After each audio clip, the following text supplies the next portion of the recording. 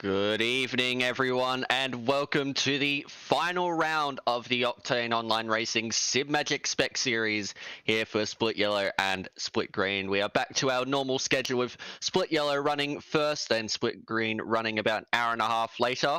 But my name is Alexis Bowen, and joining me tonight is Mitch Hobbs. How are you, Mitch? Not too bad, Alexis. Looking forward to the final round here at Laguna. Two mandatory stops in a 60-minute race, so that should certainly bring things up. But of course, as you can see on the screen, this week, final week here for the Spec series, it's Alexis. Yes, indeed. We have the beautiful Lexus. Does sound quite magnificent. Unfortunately, it is quite limited in what you can do to it livery-wise, but generally it is quite a nice car. I was going to say, as we agree on absolutely nothing, I don't think it looks that good. I'm going to be real. Yeah, fair enough. Fair enough.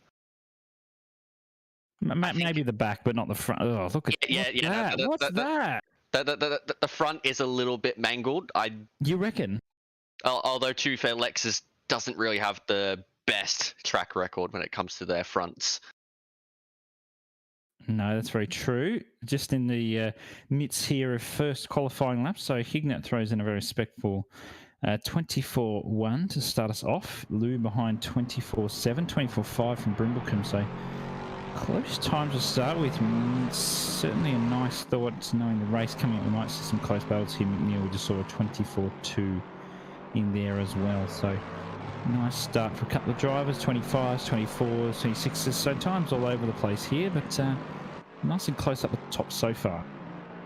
Yes, indeed, and quite a few of these drivers will be looking to end off on a high as we jump on board here with Tatlian in the number 11 entry. Currently, well, the delta means nothing because he hasn't set a lap yet as Tatlian, but we'll be looking to put something nice on the board to start off with.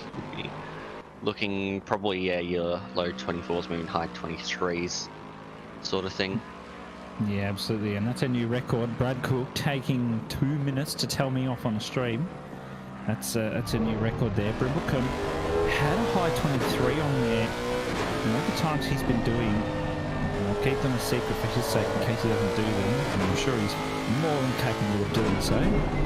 Nice run. I think he just wants to get a faster lap on the board to see what puts him in the overall shape of things. P4 at the moment with that 24.5. If he can nail this final sector, it might put him up a little bit closer in those podium positions. And across the line, he'll come in just a moment, just under 6/10 up. Puts him into P1. And he's gotten into the 23s. He's the first driver into the 23s with a 23.9 as Austin McNeil goes a 23.7 to almost blow that out of the water. So these drivers are finding a fair bit of pace in the Lexus. Yeah, certainly. It's one of those cars that, yeah, it sounds great, but it drives like a garbage truck. It's very terrible and a bus, and yet it can slide all over the place. The car makes no sense, having seen some of these drives through. Hignett, though, 4.5 tenths up. He's still got just under a half the circuit to go. It was a nice one through that. It's a real tough corner to get right. You've got to shift down, keep as close to the curb as you can without hitting that little sausage curb. Down into second. Doesn't hit first like I thought he might. Wants to keep that mid-corner speed up as best as possible, and he's got 6 tenths up off because of it. Almost 7 if he gets this right. Ooh, but there's a bit of loss, bit of a gain, so maybe approach the line a little bit different through there, through the second to last corner, up to the final. Let's see how he handles this. Down into first. Nice on the curb there, a really good exit. Wow, a lot of time there on exit that he just didn't find. So this is going to be, 8 tenths up. This is going to be a really good lap, 23.3. And it's still not P1, as we got Rakhmat, who's in P1. Not sure what time he said. Look at how close that is. Both 23s. Hundreds different if that. But Rakhmat now is on a really good lap. They're going to get well into the 22s here. Yeah, Rakhmat's certainly going to blow everyone out of the water with this time, and he's still got just about a third of the lap to go. So let's see how he handles the braking zone into the corkscrew. This is a real nasty one if you get it wrong to use. Yeah, I was going to say that's invalid. Yeah, it looked a bit deep. Nasty one. Very easy to invalidate around here, just with how tight you have to be on your lines. It's a short racetrack, so any little gains you can find, massive. Is McNeil 23.1. So very fast indeed from Austin McNeil as he's pulled back into the pits, he'll put on a fresh set of tyres and go again on as we look at Hignett, who's got a pretty good run so far. He's matching what he was able to do last lap, and he gets a nice run onto the dust a little bit. That might unsettle things going into this second to last corner. He's actually found a little bit. He's still matching at the moment, but even a slight improvement would get him up on. Ooh, he had it. He just couldn't quite pull it off on the exit. Interesting through the corkscrew. Actually chose first gear that time in comparison to the second gear that he'd chosen previously. Tatlian at the moment. Burrs is in here too. We haven't seen his name pop up yet, and he's 2 3/10 up. He's actually just come back from being in Hong Kong for a Assetto Corsa Championship. Unfortunately, there was a few little incidents there that put him in P7 and teammate, might have been P8, teammate Philippa Bokita behind one position. And Burrs decides he's going to scrap that and come back to the pits. Yeah, he went a bit deep at the last corner, so he figured no point continuing on, just pull it back, put on a new set of tyres, and he'll be all good to go again for the last 7 minutes of this qualifying session for Split Yellow. Yeah, absolutely. This will probably be the last run for Rachmat, and I reckon he'll bring it into the pit, late on the braking. Look how much time there was, but he just messed up the exit a little bit there, so I reckon there's 1/10 at least. Is it going to put him at P1? I don't think it quite will. Only just, I reckon, because I saw somebody have the 23-1. Yep, McNeil. Oh, wow. Less than 200ths between them at the moment. But McNeil's coming up for his final run around Laguna, and I reckon Rachmat, if he's not up on this next lap, will do the same. Okay, that's not the sort of start you want on an outlap. You don't want the tyres cooked before you actually get there. So not the ideal strategy. Of course, something we'll touch on probably close to the race is there's 2 mandatory pit stops. The pit lane here is a nightmare. Indeed it is. It's very tricky to get right, because you're having to come in before the last corner and then brake for the hairpin as you sort of would, but it's quite tight through, and exit as well. It's just pain. I say pain is certainly one word. Rachmat matching time. He's going to have a smoother time through the corkscrew. Yes, down because of it, but once that smoother run, might have a nice run through here. Oh, nice and close to sausage curb there. Matching almost a 10th. This is, oh, he's gone wide of the apex though, so he's going to be down on that. I think he was a bit worried about the car ahead, but we do know he's got time on the exit here. Is it going to be enough to bring him into the 22s? I don't think it is, but he's going to be up only just though. As we see, we've got McNeil on the right who's down, but that's his first flying lap, so it's not going to be particularly special. Rachmat does go faster, only by 300ths or so, which puts him half a 10th ahead still of McNeil here on the right. So we'll see how it plays out between them two. Rachmat still going with this one, so maybe he's just thrown in a full tank and is just going for it. Got a couple of cars up ahead that may get in the way if he's not careful. McNeil's forgotten where the track is and that sausage curb exists. Yep, Rachmat's going to come in. He's going to go for one last run. Brimblecombe's really improved as well. He's up into P3, only a 10th off there, so he's really looking to put a fight in with McNeil and Rachmat if he's really up to the challenges. I'm sure he is. Yeah, certainly. Brimblecombe showing great pace in this Lexus so far, and could be on for a really nice result if he's able to carry on with it, as we jump on board now with McNeil, who should have those tyres up to scuff if he hasn't dirtied them too much going off the second to last corner. He's up by a little bit. He's lost a little bit of time through what is turn 3. Yeah, he's about a 10th down at the moment. Yeah, down is probably expected. I think he had a cracking sector 1 that's going to be tough to match, but I reckon he's got a little bit more in the other 2 sectors to find. We'll see what happens. He lost a lot of time out at turn 5. That was really poor for him, but he's matched roughly what he could do through turn 6 as he comes up the rail straight. Now into the corkscrew, that can be very, very tricky. He's gone deep. Does he keep it on track? Yes, he does, but he loses a little bit of time on the exit.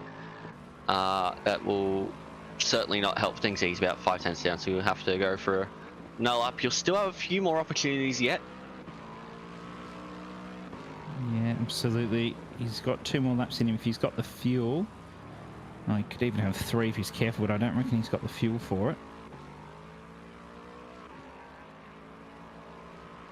we will see what happens as we look now at Rackmat, who's just finishing his outlap, and we'll have about 2 to 3 laps to find something here.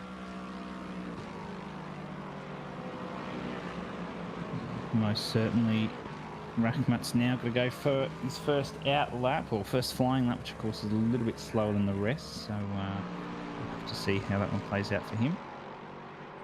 Certainly, as we look on it, McNeil on camera 1, he's down by a little bit through Sector 1, but as you said, his Sector 1 split on his fastest lap was quite immense.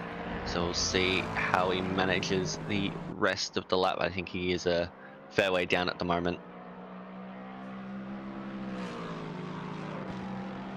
We'll carry on, but Rackmat's finding a little bit, maybe just matching his time at the moment, and we know there's a little bit of time for him to gain. Oh, he's run wide. That's not how you do it. Jumping back with Lou, who is currently sitting in P9. That's a little bit wide there. We are looking to set up for 2 more laps and hopefully find some improvement to move further up the leaderboard. So we come now to Brimblecombe. It's been quite impressive this session, a 23-2, so it's all very tight at the top. Brimblecombe could maybe shape up a little bit of surprise, that maybe a little bit deep on the brakes there into the corkscrew.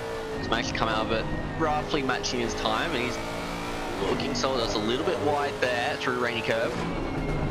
Now second last corner, it's wide again, so we just have to go again. He'll have 1 more opportunity. Yeah, 1 more opportunity. And drivers now really need to dig deep here. Brimblecombe is going to go for 1 final lap. Only a 10.5 down after that lap, so certainly got the option here to just go for it, because he's got nothing to lose. He's got at least probably a top 5 in this. As he comes through the Andretti hairpin, a very tricky double left hand corner to get right now. You have to maximize the track usage here through these double right handers. Very, very tricky to get things right through. He's matching himself at the moment. Gets a little bit loose there, but has managed to find time there. That was quite a nice run there through turn 4. Now into turn 5, tricky left hand. You got to, it's very deceptive as well. You got to get on throttle very early. And he's up by nearly 0.2 per second. This is a really good lap so far. What's he like through turn 6? Really pushing the limits. This is the borderline. Wow, that is borderline illegal there. That was really good. Let's see how the braking zone goes. Oh, he's just pulled up a bit of a lock of the brakes there. You can see in the rear. He's coming up to Hignett, who's up as well. These 2 very good friends. Coming up to the second to last corner comes Hignett. He's a 10.5 up. So is Brimblecombe. So but Brimblecombe's missed the apex, so he's going to go down. I think Hignett may have actually done the same, but Brimblecombe's got enough maybe. Oh, nice braking the final corner, but it goes deep, and he's going to lose the time on exit. Hignett's up. Brimblecombe's up. Who's going to have pole? It's Brimblecombe on pole at the moment. Oh, this is exciting McNeil's stuff. in the pits. Rackmat might be the only one who can do it. And he... Rackmat's got... Oh, that's Hignett. That's Hignett. Sorry. Where's Rackmat? That had me shocked. I was like, whoa. Rackmat is up slightly. This could be very, very tight. What's it like through turn 6? That is on the border as well. These drivers are really pushing the Lexus around here at Laguna Seca. Now into the corkscrew. What's the braking like? It looked pretty good. That was very stable. He's lost time. Yeah, but he prioritised the exit. That's the thing. That's why he lost time. But then he came back up a little bit through the third to last. Yeah, too much curb. But he did miss the apex on the lap before, so I reckon he's got a bit of time in this, and he does. Is this going to be enough to knock Brimblecombe off? Let's have a look. Nice run, and I reckon it's going to be enough to knock him off if he's not careful. Yeah, he should get it. And it is. Oh, not by much. Wow. Less than 200 per second. Oh, fair play to Sean Brimblecombe getting up there onto the front row and nearly snatching pole position from Fadley Rackmat, who does take the pole. Then you had Brimblecombe. McNeil there in P3 just couldn't quite string the lap together in his second stint. Then you had Hignett Burrs who managed to get something on the board in the end. Then Herod, Tatlian, Buscovis, the AM class driver, doing very nicely there in P8. Then Lou and Taplin, your top 10. Well, I've got to say, that was a performance from the top 5 there. Really close. Rackmat just stole that from Brimblecombe the last minute. I reckon Sean thought he might have had that. And then, boom, comes through Fadley, and it's game over on pole for him.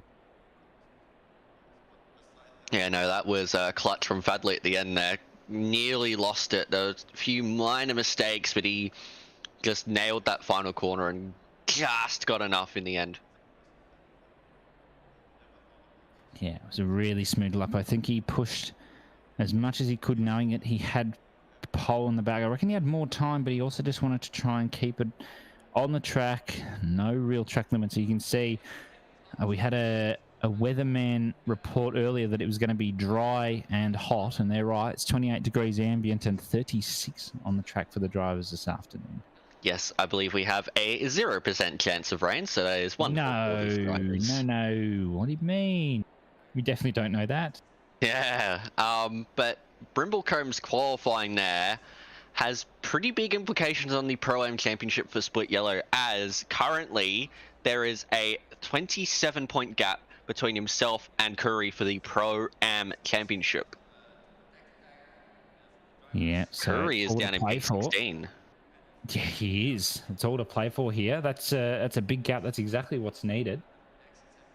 And if Brimblecombe does well enough, he could also overtake the current AM class leader, Liam Taplin, who's currently P7 in the standings, although I'm not sure where that AM class rating is correct on the standings, but either way, Taplin doing very nicely there. Okay, thank you. Ratings are not correct. I was going to say, I'm sensing there's drivers here that should be in pro, that have the pro badge that are pro-am and things like that. We'll gloss over that. Yeah. So drivers finalising their strategies in their setup. Of course, 2 mandatory pit stops with tyres. There could also be a change for the pro class leaders. Currently, Lucas Burrs leads Fadley Ruckmat by 35 points. Ruckmat is first. Burrs is 5th. There could be a bit that shapes up there. So quick maths that. You're the one with the 97 ATAR. Come on. Oh, I've got to bring up the points. Yeah. That's the excuse I'm going to use, even though maths was my best subject in school. That's my excuse. You got a higher ATAR. Yes, no. I mean, ironically, the maths was my worst this year, but it ended up being my best overall over the 2 years they did a VC subject.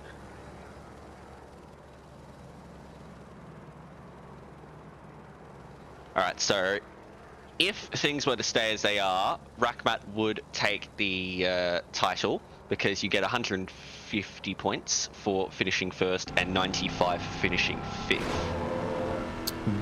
So where does Burrs need to finish to keep it? That's an interesting question, because if you get points for quali as well, so we do. That means the gap is actually reduced down to 31 now. Ooh. So my question stands. Where does, if Rackmat stays P1, where does If Rackmat stays P1, Burrs has to finish second. Ooh. That's a big ask. P3 would not be enough, because the gap in points between P1 and P3 in a race is 35. And the gap now funny, that one. 31. Oh dear. Even P3 or fastest lap would not be enough, but they've finished on the formation lap. So Mitch, would you like to take us away? Oh, would I ever? This is going to be one heck of a race. We saw some close times in quali. Rackmat on pole, Brimblecombe in P2, McNeil, Hignet on the second row, Burrs, Herod not too far behind, Tatlian and Buscovis on the 4th row, and Lou and Taplin in the 5th row. Onto the front straight, we are here for the 60-minute race. We're waiting for the lights to go green. They go green. Really bad start there. I think that's Hignet Really bad start for him. Also got a bit of a tap there from Herod down the inside. Rackmat holds inside. Brimblecombe's looking for the attack. Was looking to get a bit closer to Rackmat. Didn't want to get too up close and personal though. And they've already pulled out a nice little gap there, especially after turn one. That's something you rarely see. So they're doing nicely there. McNeil's trying to do his best to hold on. Someone's pushed out wide. I think that's Herod through turn 3, 4, number whatever it is. Come to now in second sector through the fast banked left-hander before we come to an even tighter one. Herod still sitting P6 at the moment. Taplin behind. Burrs not too far up the road, and Taplin's got to run. Scarney's almost killed someone. He's almost killed someone, and that someone is himself. And someone else. Oh my goodness, Jesus heavens Lord. Oh, and there's another death as well. Oh dear. Who's he killed? 58. That's Taplin. Which G Taplin. George. Glenn. Oh, damn it. I should know this by now. So, looks like Curry, Scarney, and Glenn Taplin have had incidents as Curry's dropped down. So that gives Brimblecombe a lot of breathing space. Yeah, absolutely. But Brimblecombe is trying not to give Rackmat too much space. There's still half a second gap, and Brimblecombe goes deep for a slightly different line. But Rackmat is just going to keep this consistent. No wind, no anything here to change the way the cars would drive. It's just the driver, the car, and their setup for this race. Yeah, and Rackmat knows that if he wants this championship, he just has to keep it smooth. As where Burrs is right now, it's pretty comfortable. For now, unless something happens.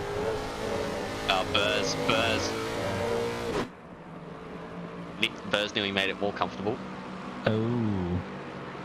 I really don't like those green wheels that Burrs has put on it. Actually, that was Hignett going wide at turn 6. So, Tatlian here, Scott, Abuskovus and Lou up ahead. I really hope I'm not butchering his last name. Because that's both Tatlian and Buskovus, because if I am, that's my fault. That's very bad. Pretty sure Tatlian is right. Not sure about Buskovus. I'm gonna stick with never know. But yeah, who knows? One that we do know, Grant Liu, who's currently there, P9. Sure, no, he's in P9. He's got Richardson up the road. Tatlian's got Buskovus behind. He's at 2/10. It's Rackmat on the bottom right. Down into turn 1, a lot of the curb there for Tatlian. That's interesting one. I'd probably be keeping off the curb myself and try and preserve the tyres a little bit. Of course, with the higher temps, and could get a lot of pressure on the tyres for certain corners, could cause a bit of wear. But Burrs is putting all the pressure in the world on Hignett here. Isn't trying to attack, he's just sticking himself in the rearview mirror to show that I'm here, and hits the dirt as I say that. The question is his ABS really still broke? Yes. Yes, it is. Oh dear Lord. Depends in what situation. Definitely not the corkscrew. In the wet at Alton Park, he was still running no ABS. Oh no, he was running ABS. One ABS, he just wasn't running TC. I thought he had his ABS off. Well, maybe he did, but I was pretty sure he had TC. Yeah. One of them. Still, madman.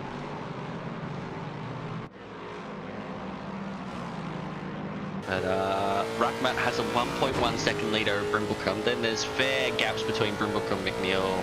Then McNeil to Hignett before it gets to a bit of a train with Hignett, Burrs, Herod and Taplin. That's very wide from Burrs, just lock up.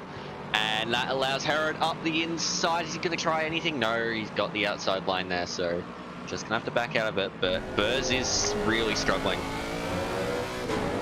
Yeah, he's really struggling. He was the one that was actually pushed out wide out of this corner on lap 1. I thought it was Herod, was wrong. It was Burrs. At least we know which one Burrs is, because he's got a slightly different livery to the others in the top 5. Makes life easier for us.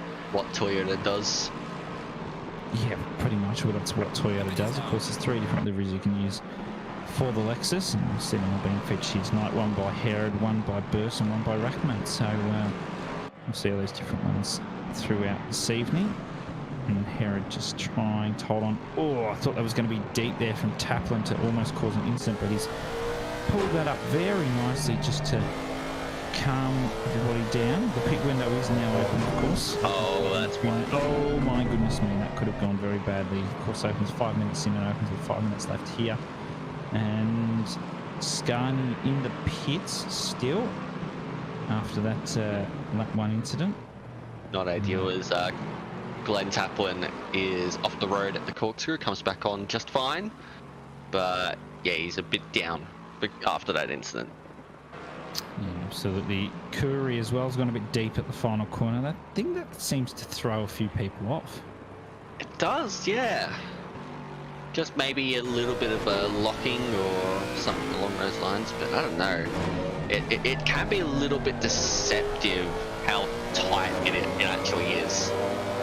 Yeah, absolutely. Of course, last Spec Series race for this season tonight, and we'll see next year on the Wednesday night the return of the Sprint Series, which the provisional calendar for the first 2 seasons next year have been released, and I'm sure sign-ups will soon be coming in the next week or so, so look forward to that. Make sure to jump in the OR Discord if you're interested in that series, or rookies, of course. Looking forward to hopefully coming back to sprints next year, and if you're not there, Alexis, I'm going to be upset. Well, we'll see. I mean, I am making the move to Melbourne, so... Nah, not good enough. My rig might have to wait 1 journey, but it should get down there eventually. My question is what you study. Computer science, probably. Oh, so you're a smart ass. I am, yes. Oh. Has it taken you this long to work that out? Yes. You sound disappointed. I didn't get that A tough for nothing. Yeah, I guess that's true. Getting confirmation from Brad Cook in chat that it was ABS off and TC1. So he's mad, yep. So, yeah. And Burrs is now, really starting to struggle with the lack of ABS. I think the team really needs to just get onto that ABS and fix it. But then again, he'd have to fix that team name as well if he turned it on. Yeah, absolutely. He would be defying the laws of his team now. This is a bit of a train going on here behind Tatley and Holmes, Busquets, Britt as well. Britt has come a long way up since the start of the race. I think he started at the back in P21, so up into P13. A very nice job. And I'm sure there's still more to come with the pit stops. Ty has actually served his first mandatory pit stop. That's why he's a little bit further back on some of the drivers. So we'll see once some others pit where that brings him up. And a shout out to him because he's allegedly racing with mild food poisoning. Oh dear, that could... So this is what happened with Scarni and Taplin. Now going side by side through turn 6. That is not ideal. Okay, I think Scarni from memory hit the dirt, did. Yeah, and saved it once, saved it and then hit it again and didn't save it, and Taplin could do absolutely jack about that one. Unfortunate for Couriers to get caught up in that as well. Yeah, that's not where Courier wanted to be. Taplin's car looks ruined, I'm going to be perfectly honest, absolutely ruined. We currently have a tie for fastest lap. Oh, wow. Rackmat and Hignett have the exact same lap time. I haven't seen that for ages. Wow. Okay. Sure. Yeah, yeah, why not? Yeah, why not? Yeah. I don't think there's much else we can say about that. But, yeah, Stephen Ty with food poisoning racing tonight may explain the qualifying performance there, but props to him for actually getting out there and giving it a go. And Paul Britt too, I believe he started last. Now let's see. Replay. So this is, I'm hoping there's no 3 wide here. So Britt.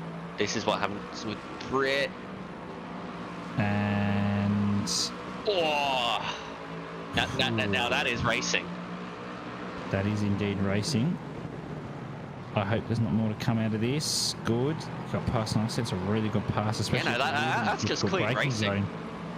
Yeah, that's really nice. He probably missed the apex of the next corner by the looks of it, but that's okay. Hignett jumps into the pits now for his first mandatory of the race. Probably feeling a little bit held up by Brimblecombe and McNeil in this, I'd say, but oh my god, right, Matt, 6.2 seconds clear of Brimblecombe. Yeah, well, minutes into this race. Yeah, I think Brimblecombe may have made a little bit of a mistake. He's back in the clutches of Austin McNeil now. 2.1 to Burrs. Eric's not so far behind the Taplin there as well, so there's going to be some close racing. And now McNeil's dropped back slightly, so they're all making mistakes at the moment. Lots going on as we look on with Stan Biscovis behind Matterford and Holmes. All running pretty much the same liveries. Not quite the same, but very, very similar. Yeah, it's very similar. You can alternate the colours a bit. Hignett's in a good spot at the moment, having just served his first mandatory. He's got 20 seconds to a car in front, which is Stephen Ty, in fact. So, just looking at splits, sector splits wouldn't quite be right by the time Ben would have come out of the pits. So, I think Ty might be a lap further down. Yes, there is that. You're right. So the next car up for position is Gulick, who's 20.1 seconds ahead. So I got really confused by that. Yeah, I was a little confused as well, but yeah, maybe Ty's just having a little bit of a struggle out there at the moment. Of course, food poisoning is quite rough to deal with. Yeah, look, I don't recommend racing with an illness. No. Ooh, that sounded like it could have done a bit of gearbox damage there, Liam Taplin. There's a bit of scraping going on. Oh, that's really rough. It's going to go deep. He's just pulled it up, but that could have been very bad. Just hit the bump car, locking in the rears and going on forwards a bit further. Coming through to the second to last corner now. So Taplin sitting nicely. Does get some nice on the apex there down toward the final corner. That's Herod just up ahead, who's got Burrs ahead as well with McNeil, and Brimble comes a little bit further behind Rackmat, 5.3 though, so maybe Rackmat's made a bit of a mistake himself there to drop just under a second to Brimblecombe. So, although maybe yes, but I think Brimblecombe's just finding pace out there. 2.6 seconds clear of McNeil now.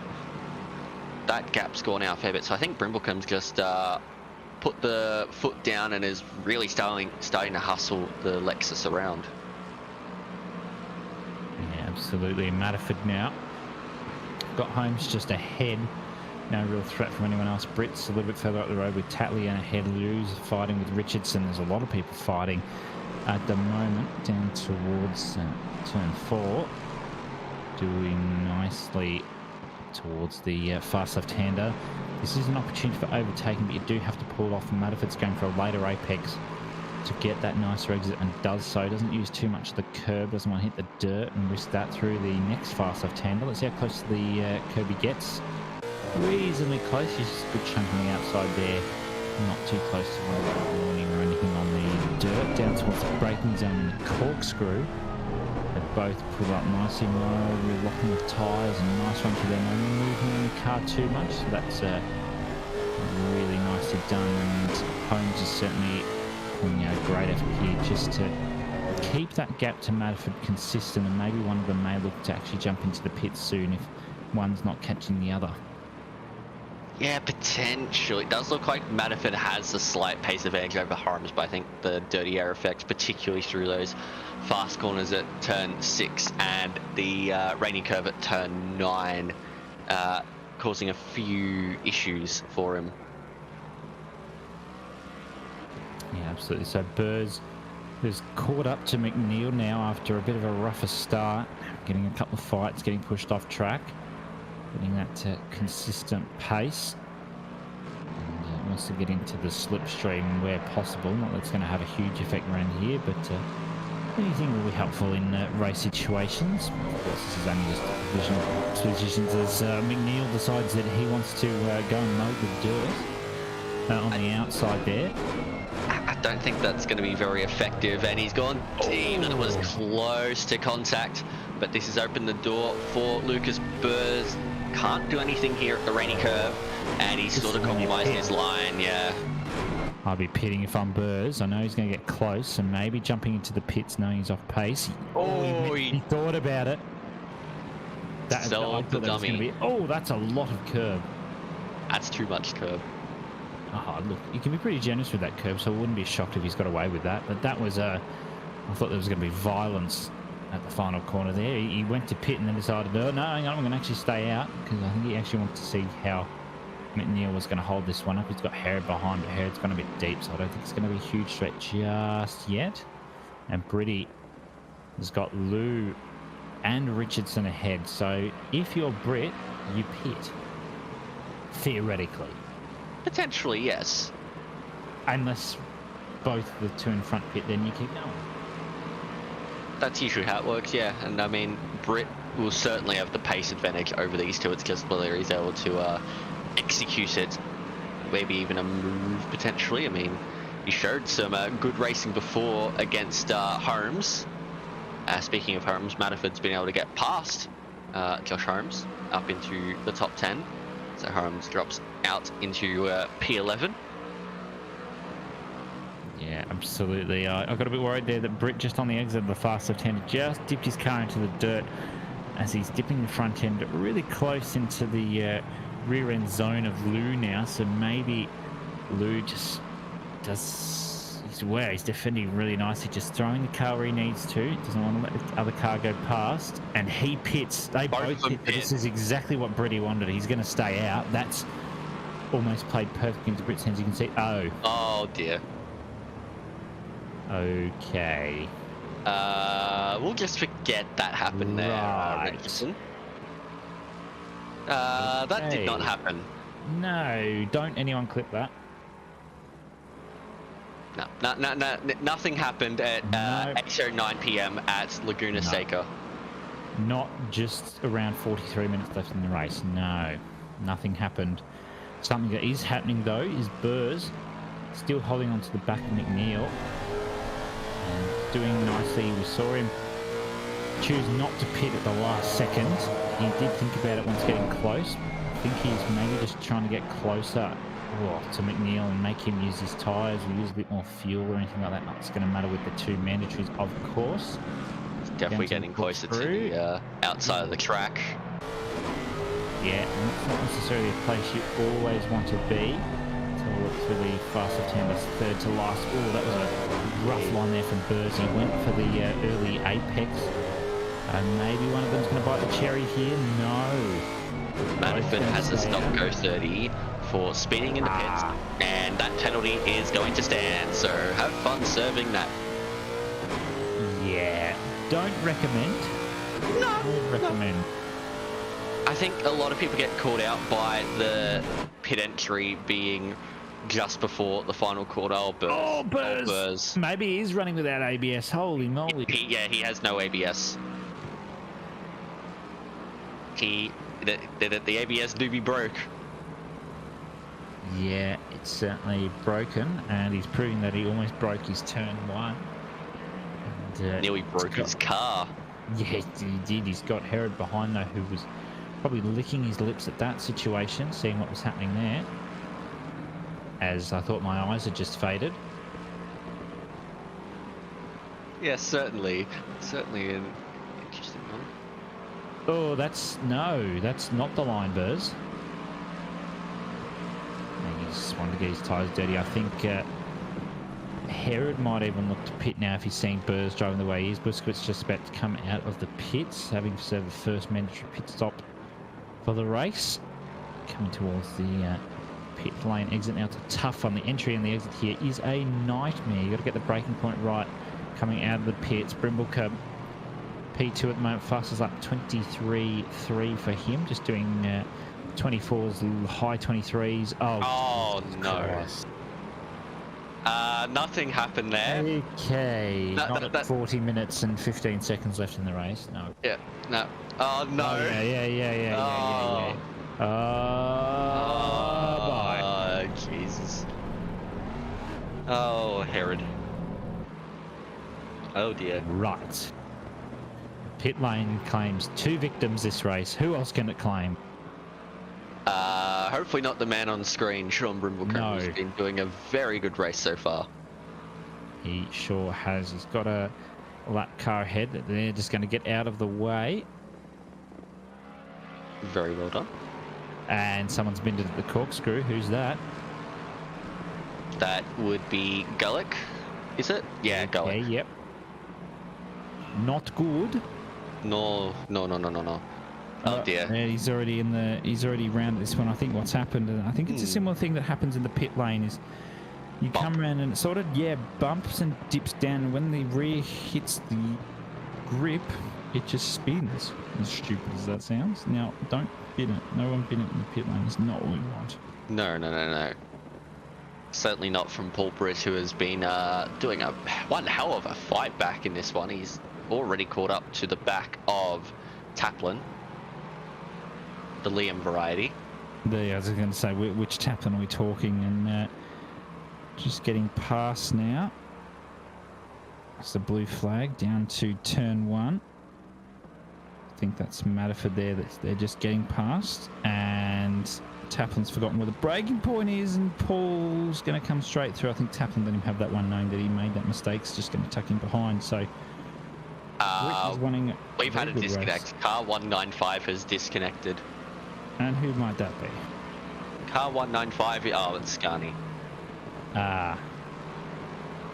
He's done an oopsie again. Oops. Tis a shame.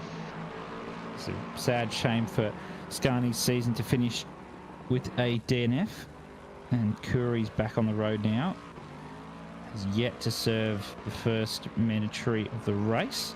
But maybe he's going on an alternative strategy considering what happened on lap 1. Maybe just trying to make some places up that way. Rachmat yet to pit, Brimblecombe's yet to pit, McNeil, Burrs, Britt, Taplin, Holmes and Curry and Brooker are all in the same situation. Hignett and Rachmat still sharing the same fastest lap at the moment, which is why it's a 2 purple numbers tie now. It's on the back of Matterford after that stop-go 30. And I think Matterford's going to let this one go easy unless he makes a mistake on the brakes, and he has. As we see, about 4 people have just jumped into the pit. Yeah, Brimblecombe, McNeil, Britt, Holmes, Curry, they're all in the pits. See what Brooker does. I think Brooker might be continuing on. And yeah, Chris Brooker is continuing. Oh, thank you, Chris, with the Merry Christmas message down there in his team name. Oh, nice. Yeah, Merry Christmas to all. Christmas on Monday. What's Alexis getting for Christmas? Cole. Oh. Don't recommend. No, absolutely no clue. So, Cole. Yes, probably. Nice. At least you can use that as a way to save money for when you're going, Rachmat nearly did it. He nearly did the thing. He nearly did the funny. He nearly did the thing, yeah. You can use the coal to create a heater in your house in Melbourne, so you save money on heating. Yay! Although I don't even know where I pay for it, because I'll be at student accommodation that has, like, most of the bills covered. Well, yeah. I'm going to pretend I didn't say that. No, you had no clue. It's fine. It's fine. Cool, everyone's in the pits now. Is Brooker going to be the last one to bite the dust and jump into the pits, or is he going to go one more lap? Hignett's been able to undercut McNeil by a country mile. That's a very big mile. That is a massive mile. Now, where does Rachmat come out? Oh, Brooker's continuing on. How nice, how nice. Yeah, I think he's going for a very alternative strategy, and Rachmat's coming out quite a number ahead of Hignett, and probably Brimblecombe as well, because that's Brimblecombe right ahead there. Yep. Yeah.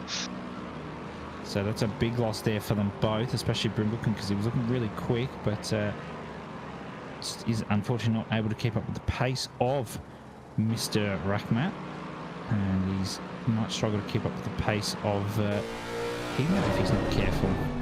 Now where's Burrs coming out? Has Burrs been able to get the jump on McNeil? Oh, McNeil's got behind Taplin. Don't worry about that. McNeil is ahead of Taplin. Oh, okay. I think Taplin's had a moment and Burrs is out ahead of McNeil. Oh no, Taplin came into the pits. Yeah, that's right, sorry.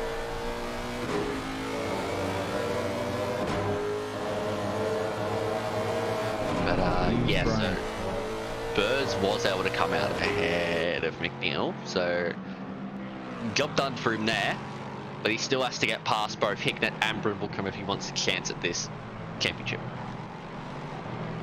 Is Ethan Cow trying to hit on Brad's mum? I'm very confused by that message. It's in. Well, I'm sure that message could be passed on in about 42 minutes. Yeah. As we'll have split green coming up after this at about 9 p.m. Australian Eastern Daylight Savings Time, where I believe we'll have the usual affair of Connor Hind and Brad Cook on comms. Oh my goodness, lordy me. Okay, rightio. That's not where you go 3 wide, lads. Let's keep that one. That's Taplin there that Herod's behind, and it's a blue flag that was just letting them go past. Okay, that was awkward. Now Herod trying around the outside. Andretti, no, you are not getting it done there, son. But what about here? No. No. Taplin just positioned things right. Oh dear. Things are getting a little bit close. Yeah, certainly. Oh dear. Okay. Oh. This is certainly going to get ugly if he's not careful. Herod should not go later on the brakes and doesn't. Lose behind him in all this. Jeez, my goodness. Herod's been given an absolute nightmare here by Taplin. Brimblecombe's made a mistake. Yeah, Brimblecombe's made a mistake. Oh no. Oh, and so has Taplin. Oh dear, they're going to go too wide into the cookboy. No, they're not. Oh, Herod just manages to get there. Oh dear, that car behind, that was Lou. Okay, everything's happening now. Okay, so Brimblecombe's good performance is now down the drain into what is provisional P5. Yep, and you've had an aneurysm, so yes, I have as well. And Brimblecombe's actually gone into the pits again after that. Really, he might have got damaged. Yeah. Yeah, and I think he's going to repair that, jump on tyres, half an hour fuel, and go for it. It's certainly a bold strategy, but the blue flag there. Oh. So a couple of drivers go past now. So Herod in P7's got Taplin behind after that mistake, and Lou's going to get on with Taplin if he's going to keep this pace up. Hignett, still sharing the same lap. Fastest lap, that is, and Burrs is a little bit further behind. Hignett, McNeil's a bit further behind. Britt's nice up there after starting P last in currently P6. Half an hour to go in this race, only 26 minutes left in the pit window. Here's an interesting question. If both Ruckmat and Hignett still hold the fastest lap by the end of the race, do both drivers get the full fastest lap points, or do they split the fastest lap points in half? Not a clue. Not a clue. I would reckon that they would... Never mind. Ruckmat's gotten fastest lap. Well, there you go. The problem's resolved. Problem solved. Now this is what happened to Brimblecombe. That's curb. Oh, that's going to be big damage. Yep, big damage. Ooh. That's probably 30 seconds to a minute of damage. Oh, yep, you can tell that steering is bent. More bent than the actual race car driver named Bent. Oh, I was going to make a joke about Neil's dad in the in-betweeners, but yeah, that works too. It either works. Yes, the iconic name that is Bent Viscal, like. Yes. Bent Viscal. I forgot he existed. Calling your son Bent. There you go. Both get it. Mull just confirming that if that was to happen, but that's not the case anymore. So down the drain that idea goes. Yep, and Down the drain goes Brimblecombe. Unfortunate with that one, just too much curb as Chris Oh, Brooker finally yeah. takes the pit. Right Please, as Rachmat please, was please. there. Oh, no. God's sake. Far out, man.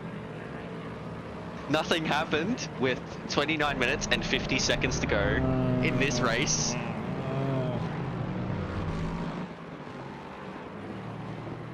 I can think of the words that these drivers at Spin are saying. I can't repeat them, but yeah. I think it has some similarities to the word fire truck. I think it also has similarities to the abbreviation POS. And no, I don't mean point of sales. Oh, why not? Because every time... Because I work in IT, and every time I hear about a POS system, I think, oh, a piece of shit. No, hang on. No, point of sale system. Yes, no, exact same here. Exact same here. Although I don't work in IT yet. Oh, who's that car that's almost decided to go for a bit of a drive? That's Stephen Ty. I would have been upset if I saw that. Yes, I would have been very upset as well. That is a big save from Stephen Ty, and probably a change of pants, so he probably need to change the pants anyways. Oh, don't do him like that. Oh. Yeah, That got loose. It was all that inside curb at turn 5. Yeah, that had me worried for him.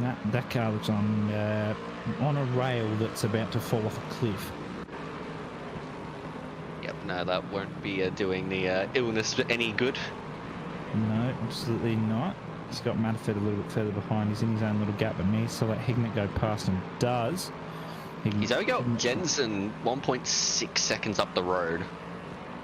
He does, and he can certainly close that if he keeps him consistent pace up as Hignett's kept a consistent pace of bottling turn 1 again. He's done that a few times. A lot of drivers have. They seem to just forget that turn 1 exists, I think, and miss the breaking point and do what Hignett's just done.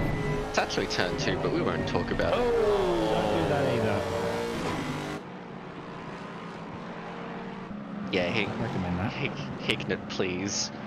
Yeah, please. Although, please. what this is doing is it's making that championship fight between Rachmat and Burrs very interesting, as the gap there between Hignett and Burrs is only 3.6 seconds. And, well, if Burrs finishes P2, then he will be champion regardless of any other results. That's right, but Matterford, because of the mistakes from him, it's actually getting back involved a bit with Matterford, with Ty. I'll get there eventually. Burrs, as you said, closing in slowly on Hignett, which would certainly make the championship very interesting. McNeil and Britt, almost a similar gap there, 1.74. Britt's been doing fantastic this race. He's got fastest lap.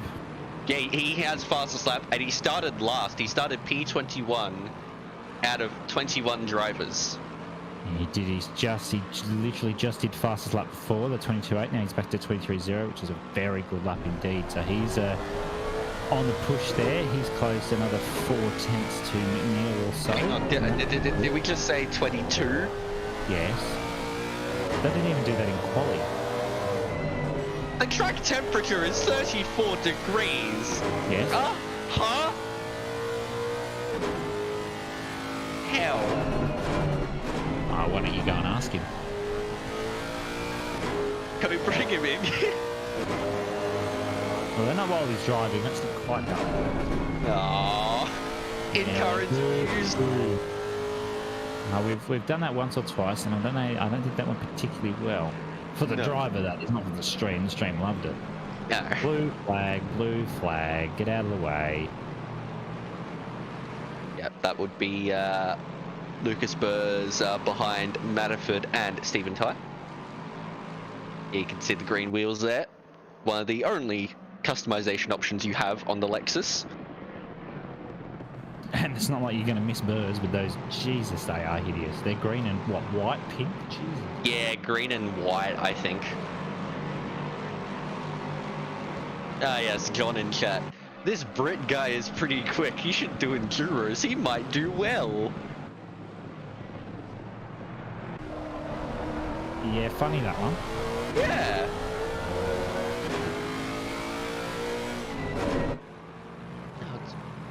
interesting how things like that. Oh my god, the gap between Hicknett and Burrs is only 2.4 seconds. Oh, this is interesting. Very interesting now. Oh, Stephen Ty, please don't do that too often. Yeah, don't recommend. Yeah, not ideal. Not ideal. Oh, bit of drift. Burrs, everyone. Stop dying. Oh, Yeah, well, stop trying to stop scaring us. Yeah. Oh, you've got Burrs. What is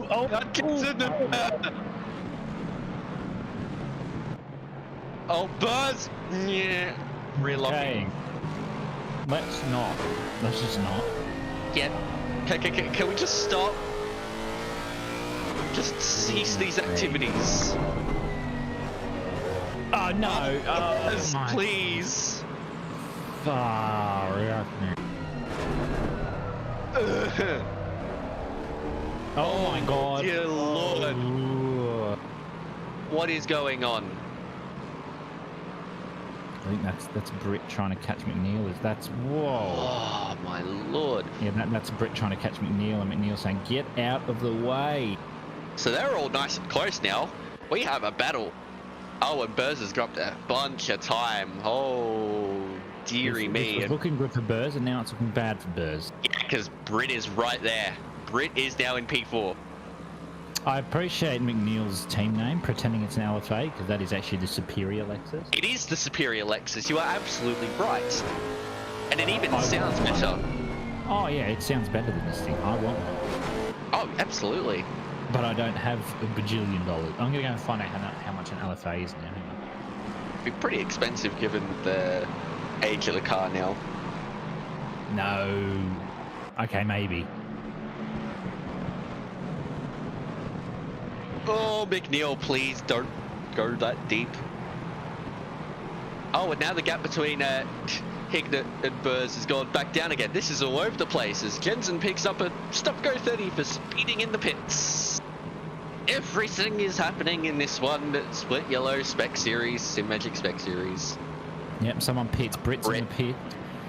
And the price for an LFA is between 350 grand and 517 grand. Oh dear. That's quite expensive. That is. That's a ballsy move from Britt, actually. I wasn't expecting that. Good news for Britt, though. He didn't ruin it coming into the pits. Good. Yeah, great. Old Burrs went quite deep there at turn 2, sorry. The Andretti hairpin.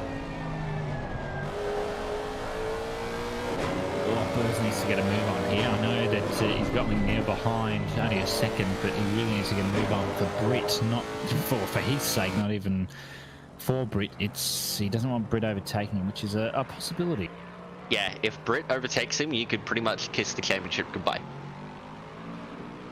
Yeah. He needs to finish second at this point. I don't see Rackmat dropping. Oh, mon Dieu. What was that? Speed. That was almost dead. Speed. No. Now here is Curry behind Richardson. Curry's been... Another moment. I think maybe when the car passed, I had a bit of a moment. Look a bit slow on track there. The white flag out on track, and Curry following the same line here. Tatlian's behind as well. Oh dear. A key. Don't do it. Someone needs to back out. Oh, my lord. No one's backing out. But, oh my lord. I'm Satlian. Oh no.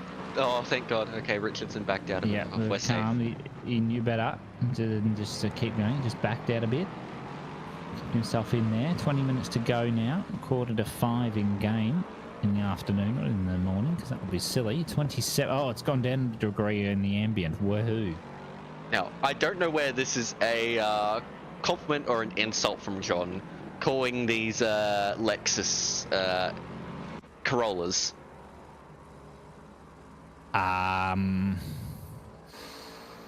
Yeah, I'll get back to you on that one. I think that's an insult. I would suggest an insult, and I mean, if you're calling them the GR Yaris, I'd honestly call that a compliment. But Yeah, just a Corolla? Oh, yeah. Compliment for sure. Yeah, okay. Yeah, right. We'll trust that. Maybe. Sure. So Brimblecombe now. Still doing no 24s. Race pace. That's Matterford just going into the pits. Hopefully he doesn't spin. Yeah, that's a bit better. McNeil is ahead of Britt. Is he though? He is. Oh, he is. Ooh, how did he pull that one off? Britt must have stuffed his pit box. Yeah, he's certainly done something to have McNeil be ahead again, because I reckon I was expecting Britt to have the pace to get ahead, but he's proven me wrong. Herod, Taplin, both in the pits now. Rachmat, Hignett, Burrs in the top three, still yet to pit, and a couple of drivers that you see below still yet to pit.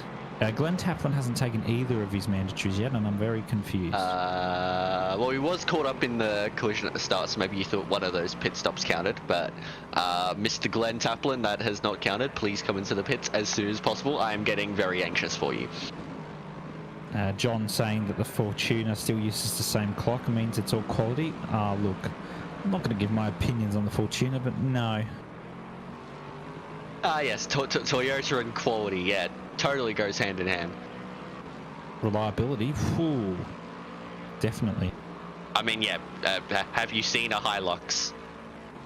On its roof, yes. Yeah, and it will still go for you. Yeah, maybe. I mean, if it's the Hilux that Top Gear got their hands on, then yes. I was waiting for it. I was waiting for the Top Gear reference. Oh my goodness, Herod. That had me worried there. I thought he was about to slide a little bit further into said wall. Herod's got ahead of McNeil. What is going on? What?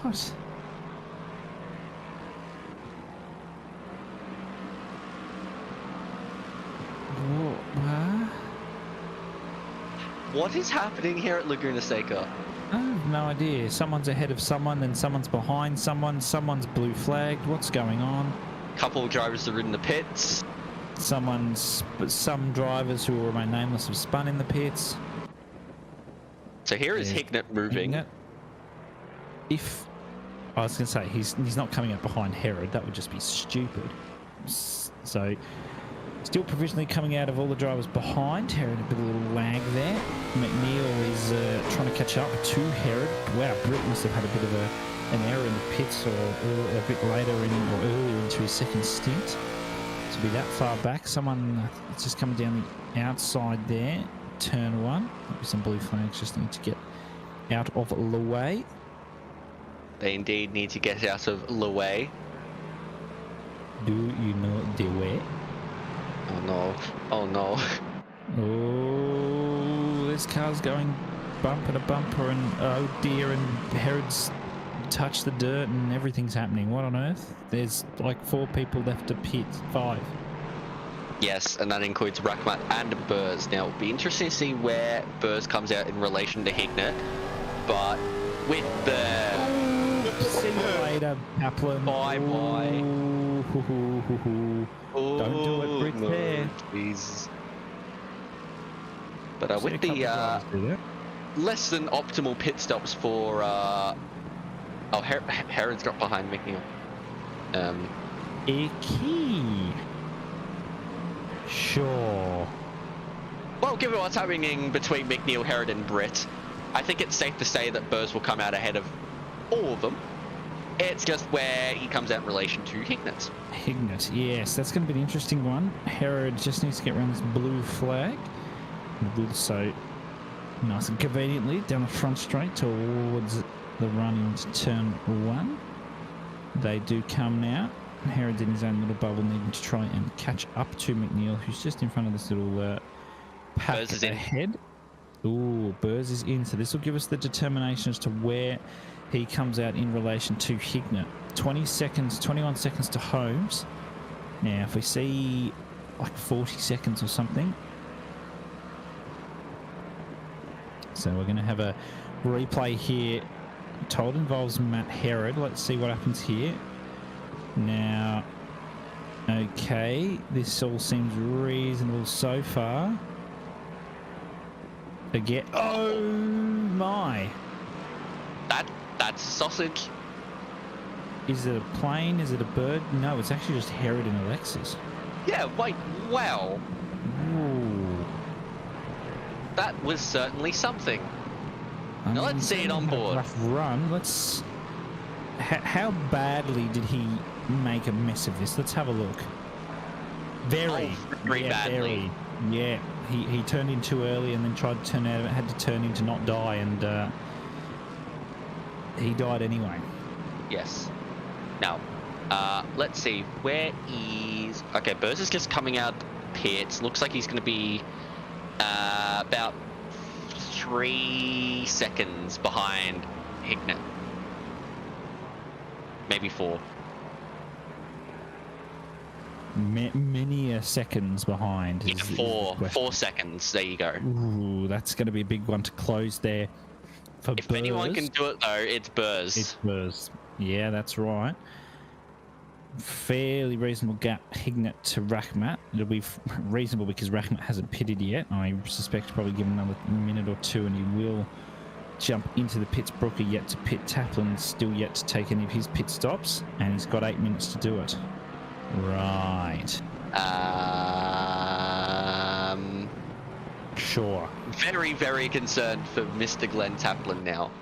Well, I mean, this gives you an idea. Rachmat's just coming out of the corkscrew, and he's Hignett coming up to the second to last corner. Yeah. Woo. Oh, please, Taplin, please just make some pit stops, man. Ground control to Glenn Taplin. Please pit. Houston, we have a problem. And it's not a small problem. No. This is quite a significantly large problem. Yes, there's a large problem. There's a bigger problem, though, for Burrs in the championship. He needs Hignett, and he's not gaining any time yet. Of course, Burrs did come on pit slightly later, so he probably needs to get the tyres, rub it in a bit further. He needs to get past Brooker as well. Yes, that too. If I was Brooker, I would pit. But of course, I'm not Brooker, so who knows? Oh, not again. Oh my lord. I am having an aneurysm at every single corner that these drivers take. Oh, Burrs really wants to get past. Please no. Oh, he's getting held up by Brooker. This is what Hignett wants, but it's more so what Rachmat wants. And oh, Burrs was looking down the inside. Oh, please don't cause any issues here, anybody. Please no crashes. Please no crashery, no Jimmy going to the pits. Oh. There's Thank an early you. Christmas present for Burrs. Now, what does Brooker do on his entry? The Christmas present would be winning the championship, but that's looking like a tough ask. Yeah. Ooh, almost 4.8 seconds. Oh dear. Key. It's not looking good, bruv. It's not looking good, Brev, at all. Rachmat in the pits, so he'll come comfortably out ahead of Hignett. McNeil's just under 7 seconds behind. Herod's in with that, so is Britt. Nice battle for P4. Don't think that has any bearing on the championship. Look, it probably doesn't. So But anyways. Oh, that was a little bit close again for Burrs. He needs to really put the hammer down here if he's going to want any chance of catching Hignett and having. Oh, he's pushing. Off Rachmat. Oh, he wants it. I don't know if he's listening or he knows, but someone needs to tell him. There is Hignett on the right, and down to the second to last corner he comes. So Burrs really on it. He is still probably about 4 seconds or so behind, 4.5. So you've got 3/10 in that sector alone. The car looks like it actually understeered a tad there on the brake. So it's one of the only cars to oversteer and understeer at the same time. That's a pretty good feature. And by feature, I mean disaster. That's okay. That's what's expected in some cars. They have their own quirky features. Down towards turn 1. Gained about another 2 or 3 tenths there in that final sector, so he is gaining, and that is a little bit. Oh, the Burrs. That's a lot of slide. Yeah, but slide is better than deep and lose more time. Yeah, oh, but maybe not slide there. Yeah, don't slide there. I think he's really just trying to push that car to, excuse me, to the ragged He still edge. gained 2/10 though, at what is basically just like 2 corners. It's a really short sector 1. I can't think of any shorter sector 1 other than maybe Donington. Yeah, that's probably a fair shout. But even then, I think this might be shorter than Donington's first sector. Oh, he's going for it. Holy moly, he's going to be getting close to track limits. That's another thing we didn't really think of, is the track limit warnings here, down to the corkscrew. He's on those brakes and he's sliding, and he saved it. Oh. Whoa, man. Holy. Wow. Hang on, Taplin has pitted. Oh, yes. Now just another one. And Herod's dropped down to P7. So something's Herod to Herod. Brimble comes down 2. Not really near Cooley just yet. He's only about 10 seconds up the road, so that could even determine that championship if he's not careful. I have a feeling Burrs has done too much. Yeah, 4/10 from that slide. That's always a worry. Towards turn 3, 4, 5. I don't know, one of them. 3. So just doing some quick maths at this moment. The current gap between Brimblecombe and Curry in the standings is, I believe, 27, 28 points. Brimblecombe would score 74 points from this, and Curry would score 50, which means Curry would have enough at this stage to retain the Pro-Am title. So Brimblecombe's in trouble. Yes. Where does he need to be? He needs to gain a position. If he gains a position, he needs to lose one, which they can't on either side. Curry's got 14 to Brooker and Brimblecombe's got 10 to lose. There needs to be some massive accident, basically. Right. Because, yeah, Brimblecombe needs either himself to move up to P9 or Curry to move down to P15. Got the Brimbles cheer squad in the chat.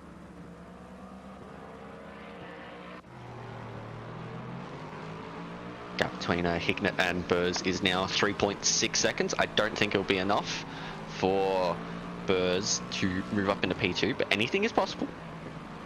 Absolutely anything is possible in this race. And still that gap. Britt is actually trying to catch McNeil for P4 now, and that's going to be a good result if Britt can pull that one through, having started last. It'll be drive of the day performance for me, undoubtedly. Oh yeah, undoubtedly. Burrs, he's trying to push everything he can, but I don't think it's going to be enough at the moment. No, I think Burrs might have just lost out on this one. Yeah, 24 seconds ahead. Although that's a big wow, gain. 5/10 out, but he's gone deep. Oh, he's pulled it up though. That's a 5/10 gain. It's still not going to be enough. There's probably 3 or 4 laps in this. He needs. Well, it's only a more. 1 minute 20 second lap time. Yeah, so there's still probably 4 laps in it. But I mean, at half a second a lap. Well, Ruckmat's nearly like 30 seconds clear of this. There could honestly be 5 laps to go in this one. Yeah, absolutely. Burrs will take anything he can. We'll have a look at the gap over the line. Ooh. He's lost it all. It's gone. Yeah. It's gone. Anything he gains in Sector 2 is immediately lost in Sector 3. Yeah, that is right. He is still making net gains, but it's nowhere near enough. Replay. Here's what Here's happened. Herod. Herod. Not this again. Oh. Oh. Oh, that's a little different. Okay. I mean, I've seen that before. That was, yeah, elegant. Yeah. No damage, which is always nice. Yeah, but Burrs, unfortunately, it's just not his day. He had an unfortunate qualifying, and he slid it into this corkscrew. Holy moly. Yeah, he's pushing. Oh yeah, that's certainly one way to put it, but it's not going to be enough at the moment. Britt, though, is pushing for that P4 from McNeil. Hit windows close. Oh, tap wood. No. No. No. No. Who wants to tell him? Oh, dear. Not me. Oh, dear. We're going to pretend we didn't see that. Nothing happened with 5 minutes to go. No. Nothing at all.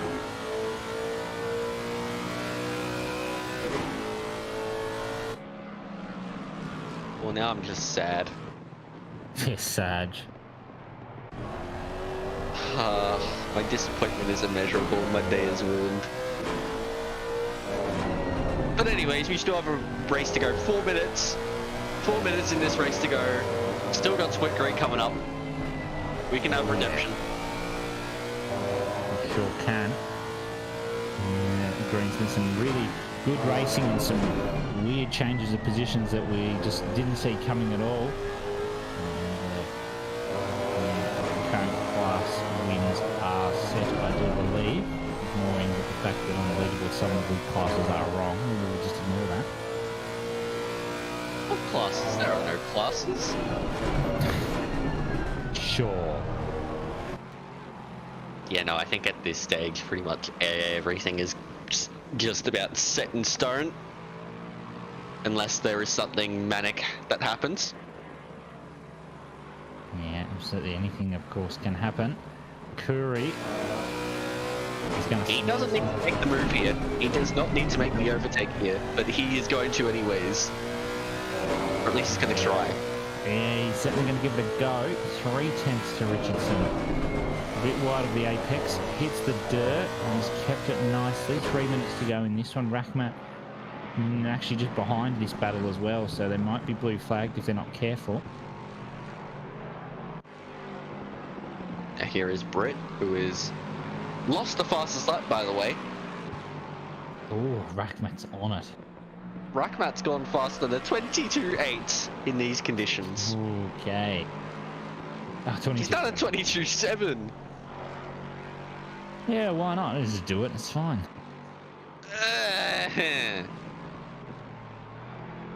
That's fast. Oh my god, Hignett. Okay, 2.6 seconds between Hignett and Burrs. Stay calm. Yeah, it's not going to be enough, though, is it? And you know it. I'm going to hold out for hope. You holding out for a hero? Yes. I'm holding out for a hero till the end. Oh, good. At least you got the Bonnie Tyler reference. It's yes. Okay. I was going to say Shrek. I thought, nah, Bonnie Tyler sounds more. No, yeah, definitely Bonnie Tyler.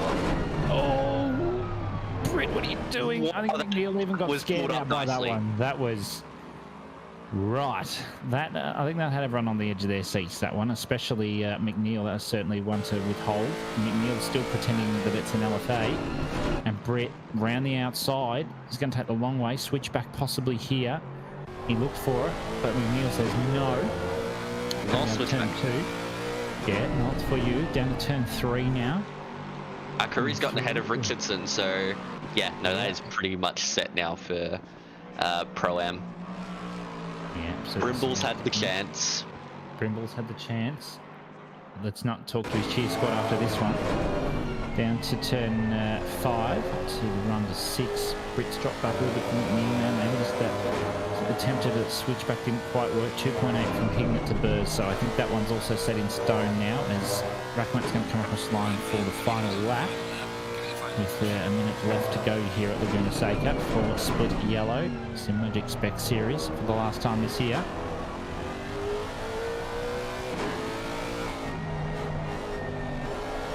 Keep an eye on Britt and McNeil. Britt had superior braking into the final corner, but I don't think he's going to be able to do anything with it here. He's got one more lap to do it, but out front, Fadley Rachmat has been fantastic, and he's and Burrs has made a mistake. Oh. Well. Yucky. But either way, Fadley Rachmat out front has been fantastic and has had to sort of wrestle his way back into things with the win here, win at Alton Park, and now he's set in stone for what is the Spec Series Championship for Split Yellow, provided nothing horrendous goes wrong. No, it's fine. It's just about to hit 0 on that clock. Last lap we're on. Rackman going to come around. Oh, nice and close to the curb there, just to give us something to look at. Second to last corner.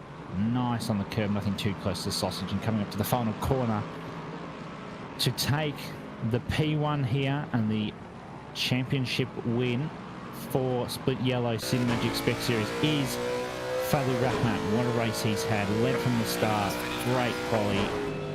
What a race. Yeah, fair play to Fadley. That is dominant, very dominant display. And Benjamin Hignett there in P2 will be very, very pleased with this result. The early pit stops paying dividends, and he is going to come across the line about 5 seconds clear of Lucas Burst. Now, what's going to happen here between these two? Will Britt try anything at the last corner? He's not going to be able to, but McNeil might have gone a little deep, but he's going to hold on to Austin McNeil. Will take P4 on the road, but Paul Britt's my driver of the day. Like P21 to P5, yep. That is epic.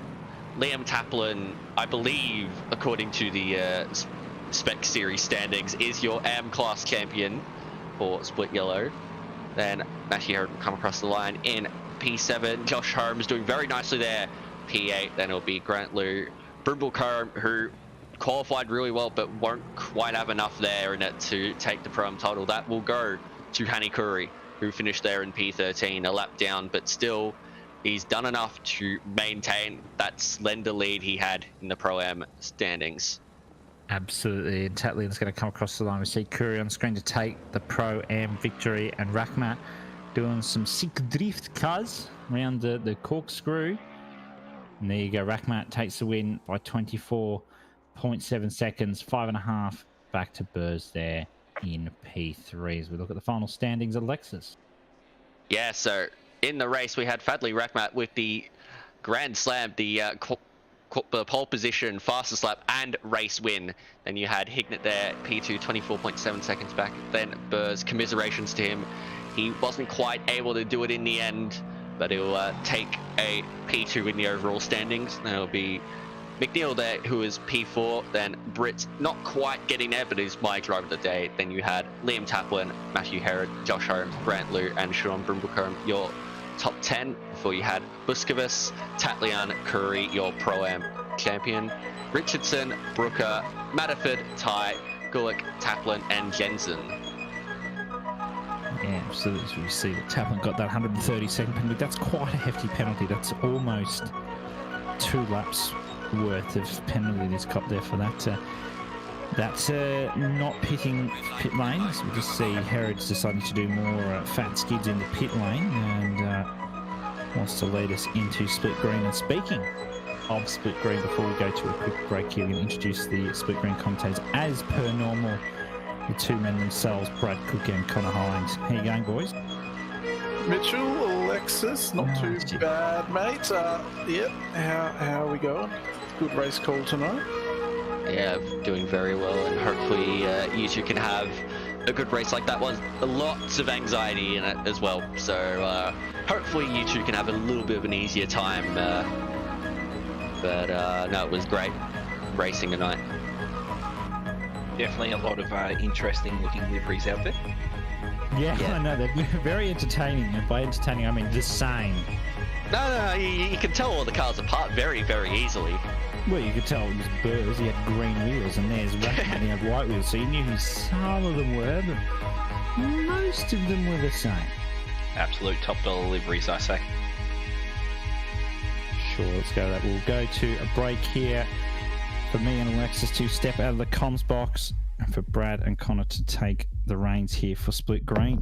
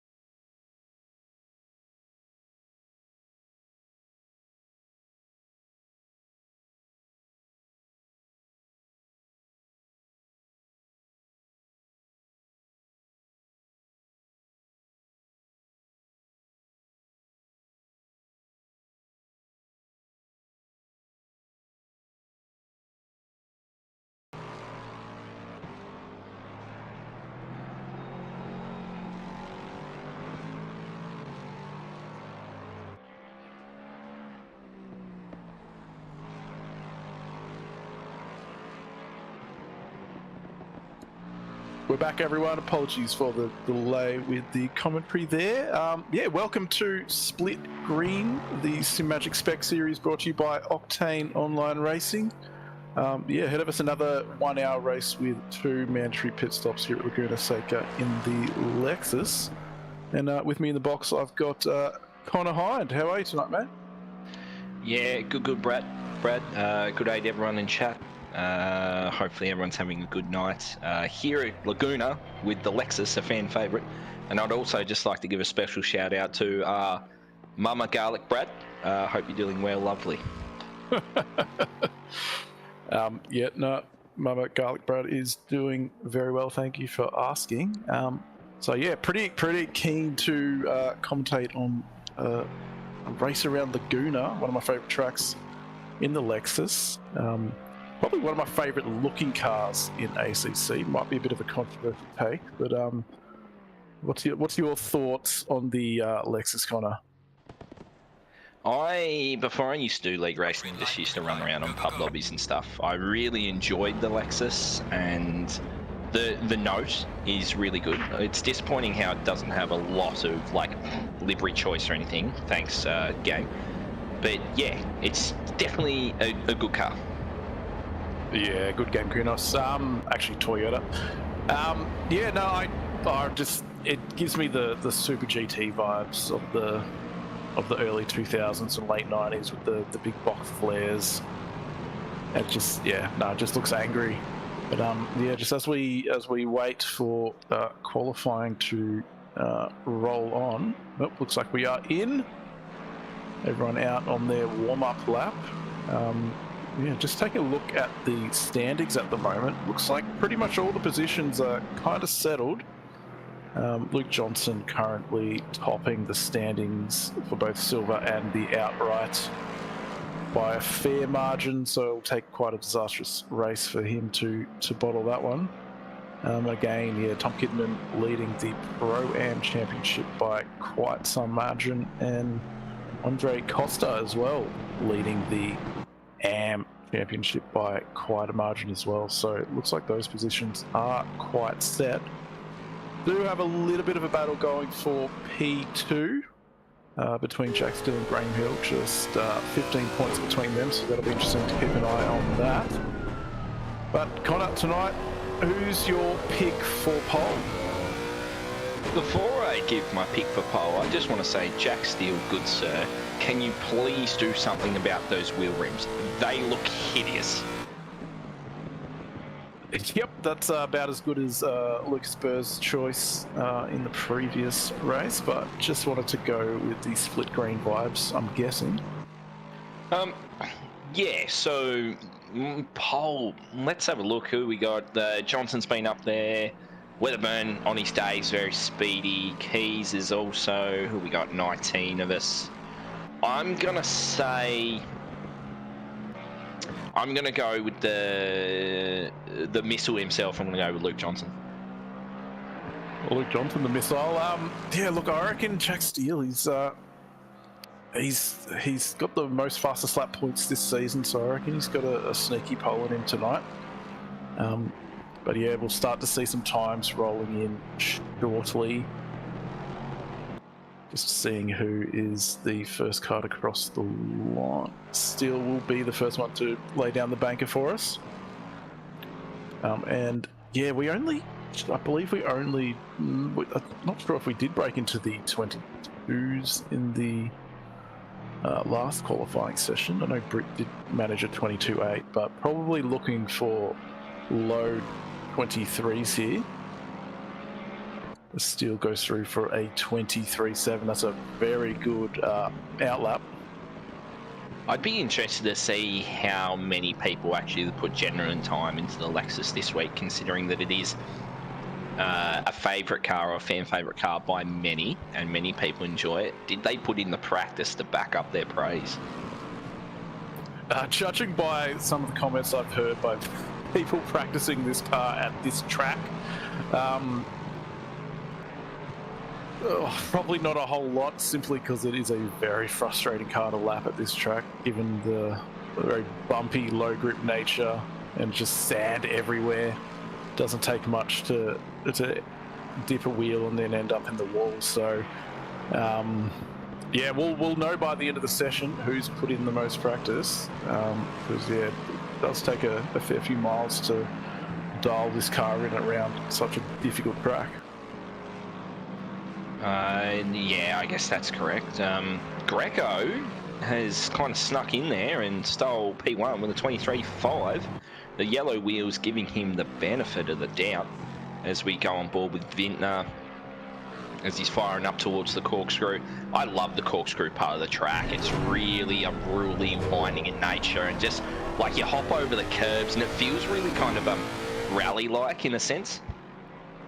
Yeah, 100%. It's a wild ride, just abusing the car on those curves. Feels like you should be knocking the front splitter off as Layla Bell just snags P1 by 0.025, 2/5 of a second, so very solid lap there. We'll go around again. Just losing a bit of time out of turn 3. Can she get a good run through turn 4? Just holding steady from here into a very difficult corner. It's a bit on camber, then off camber, then up a hill. So, and if you dip a wheel off the right-hand side of the curb, it's not a good time. My favourite corner of the track right here. You've got to thread the needle, avoid that curb. She's made up a bunch of time through there. Definitely one of the most improving drivers of the season and the year as a whole is Layla Bell. Just has gone from strength to strength from the very start of the year to right now. And yeah, she threaded that needle quite well. Didn't get the wheels up on the sausage because that just yeets you to the moon. Yeah, she's definitely got a couple of tenths in her if she can nail that first couple of corners. It's Luke's Keys up a few tenths here. Can he get the corkscrew right? Looks like he's done a pretty good job, losing a little bit of time on exit. Just hook her into the camber and then hope it sticks on the exit. Losing a tenth through there. Gaining on entry, but losing gain on exit. It's just a characteristic of this track, really. But it invalidates just on the exit of the hairpin there. Unfortunate for Keys.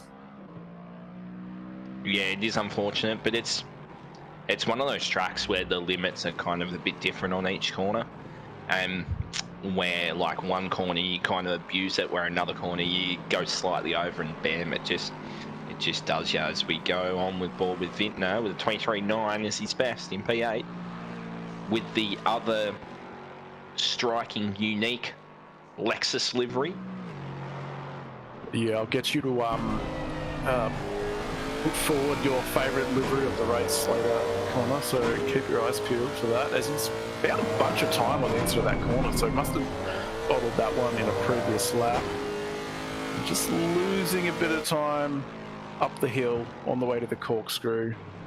Just got to sort of modulate the brake, try not to lock up. Looks like he's run a little bit wide, gone a bit deep there, and yeah, just dropping a bunch of time on the exit here. See if he's got anything left in him throughout the rest of this lap. Still almost 2 tenths up. Gains a bunch of time on exit there. Yeah, absolutely. Nearly 4 tenths. Can he get the final hairpin right arm? Just awkwardly bounces off the curb. Couldn't get the power down. Still an improvement of about 2 tenths. So that should jump him up to P6. It's very tight. All the way down to P10. As we still have Bell and Greco just a fraction of a second apart. I reckon that corner complex that's after the corkscrew too, where you fire down that kind of long sweeping bend, if you nail it, that's one of those feel-good corners where you just feel so on top of the world. It's actually a really underrated track. Oh, exactly. I'm glad that we are going back to Laguna Seca next season, and I request that we see it in every season moving forward, please, Malik. We've got Greco and Bell here battling it out for P1. Still 6 minutes left in this qualifying session, so plenty of time for things to play out. I'm sure the track will grip up even more by the end of the session. But yeah, we do have Bell here. Oh, just putting a wheel in the sand, so was improving slightly, but Greco just 2/10 down on that lap. Keys is another one who, if he can stick it together for the full lap, can make up a whole bunch of time as he rides the curve a little bit there and still doesn't lose a whole bunch of time as he going up towards the corkscrew, shifting down through the gears. Let's see how the exit is. Yeah, he's got a bunch of time on exit. Oh, he's lost a tad too. How's it around the bend? Yeah, oh, lost a bit there. Looked like as if he coasted it a little bit too much. Yeah, this last sector is, as you said, absolutely amazing if you hook it up, but very punishing. Still another 2/10, so that, it's got to be super tight as he crosses the line, and he jumps himself up to P1, so less than a tenth between first, second, and third. There's Greco here, finding some time. He runs a little bit deep at the corkscrew, but just still managing to hold an advantage. Now he's just got a few more corners. Oh, big slide on the exit, and that's just lost all that time. Just missed the apex, and then massive slide. But he'll go again. Definitely got plenty more time up his sleeve. I'll tell you what, this track needs to be on every season moving forward. Thanks, Mo. And also every race here needs to be in only Nissan GTRs. Thanks, Mo. I mean, you're asking a bit too much there. Mike won't disagree, I promise you. I'll tell you what is a great car around here, the 992 Porsche 911 is a spectacular piece of machinery around this track. And Layla Bell just struggling to find that little bit of extra time she needs to take pole. As Greco again, up 2/10. We'll have to see if you can hold that throughout the rest of the lap. You look a bit down the timing board there, P5 and P6, Laguna and Johnson, both have equalled their time down to the fraction. So we've got a fight on the hands here between the top, you could even say top 8. Yeah, it looks like there's a bunch of drivers that have, a good 2 or 3 tenths left in them, but they just can't seem to string the full lap together. There's Luke Johnson, uncharacteristically in P6 for this race.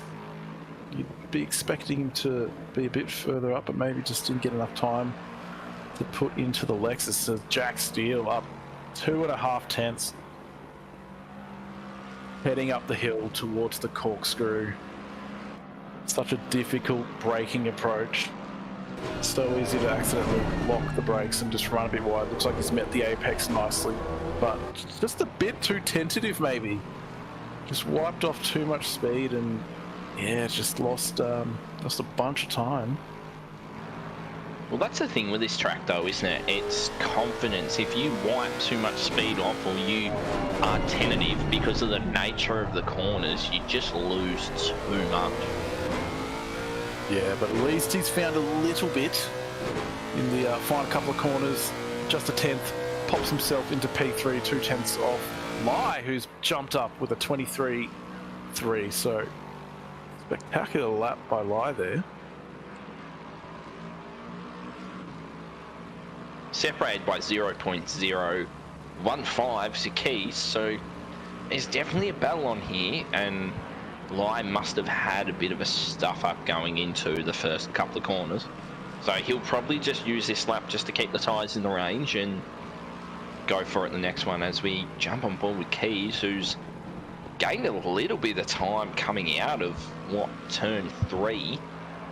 Let's see how it goes. Yeah, nice clipping there. Oh, just slightly on exit. Yeah, that was borderline there. But yeah, keeping the time. Coming up to, lost a lot of time on exit. Coming up to the corkscrew. How brave will he be? It's just overshot it. Yeah. No, got one more. Have to take some deep breaths, get his head back in the game, and just execute a clutch lap. going for that Gran Turismo line, you know? Yes. Yep, that actually the Gran Turismo line is just to not brake and ride the walls through there, but wouldn't recommend it in ACC. Laguna picking up. No, he picked up the same amount of time that Keys did. So both drivers must have run a bit wide on exit of turn 3. He lost it all on the apex there, or should I say the lack of the apex. He hasn't found it yet, so hopefully on the next lap he can find it, if he can get back around. It's doing him dirty there, Connor. Jack Steele, 4/10 off pole now, so you're letting me down, Jack. But yeah, this will be his final lap. I'm not sure he'll have 4/10 in him for the rest of this lap, but definitely finding a bit more time on the braking approach into the corkscrew, maintaining it on the exit as well, and just hook her in. And then the track dips away from you on exit. Just absolutely love that corner. And then again on camber for that one, and then easy to run wide at the hairpin here, but looks like Jack has just kept that within track limits. So a couple of tenths should vault him up to only to P4. So tight up the top here. Oh, Benny Vintner's put it on pole with a 23 Where did flat. that come from? That is a scorcher of a lap in the Lexus in these conditions. How's Layla Bell doing with her last lap as she comes down the final corner? Oh, slightly down. Gains a whole bunch on exit. Oh, but loses it again. Big sads. And looks like we've also... Greco's just decided to... didn't have any more time. So yeah, there we go. Vintner taking out pole with Lai in P2, Keys P3, Steele P4. What a tight qualifying session. So yeah, definitely going to be a hard-fought race, especially at a track like Laguna Seca. So yeah, Connor, who's going to be your pick for tonight's race? Well, considering that Luke Johnson, I don't know, maybe he's a bit affected by that shoey he did a couple of weeks ago and kind of couldn't find the track. I don't know. I've just thrown him under the bus there too. Sorry, Luke. I'm going to go with Layla Bell. Layla Bell's been consistent in race trim, and that's where she makes most of her positions. Yeah, good shout. Good shout. Yeah, look, it's a tough one to pick because pretty much anyone within nearly the top 10 has the pace to take the chocolates in this one. Look, I'm gonna go with Keys for this one. I think he definitely showed he's got a lot of pace in quality trim. So I reckon he's got the consistency to take this one out. But just noticing that Jack Steele P4 in the second row and Luke Johnson in P8. Johnson is definitely in the danger zone here. Doesn't want to get caught up in anything too nefarious in that section of the grid. As Luke's keys in the YouTube chat. Bold prediction. Don't let me down, mate. Bold prediction, Cotton. Let's see if it pays off. Nah, you're gonna have a good race, Keys. Brad has faith in you. Yeah, this is going to be the almightiest of curses. We'll see Keys in the stand pit, building a sandcastle even before the race starts, probably. That's just 40 seconds left before we roll away for the formation lap. Everyone getting their setup sorted, making sure their tyre pressures are good. I'm going to turn it over to you, Brad. Now, who's your favourite livery and why? And you have to be really unique in the details that you give. Yeah, look, it's definitely going to be one of these black and red ones. I see one at the bottom of the screen there with some black wheels, and I do like me some black wheels. So, look, it's probably going to be that one. I'm not sure which car that is specifically. I think that might actually be Layla Bell picking the black wheels there. As yeah, we're off for the formation lap. No safety car here tonight. Again, just running through the top 5. Vintner, Lai, Keys, Steele, and Greco. So a bit of sadness on lap 1, do you reckon? Anyway, everyone, send all your hate mail to Brad because he's absolutely cursed the entire grid. No, I'm actually doing the reverse curse where you predict sadness and then nothing happens. Well, okay, I'll allow it, just this once. But there is potential to have that into the heavy braking zone that is turn 1. Yeah, pretty much every corner on this track for the first lap is a bit of a danger zone. Lots of, especially this one, an awkward exit here, easy to dip a wheel off the sand. We saw a bit of a melee in split yellow here at that corner on lap 1. That's the nerves will be building for all the drivers now, approaching the corkscrew before we get into racing conditions. I'll let you take the start, Connor.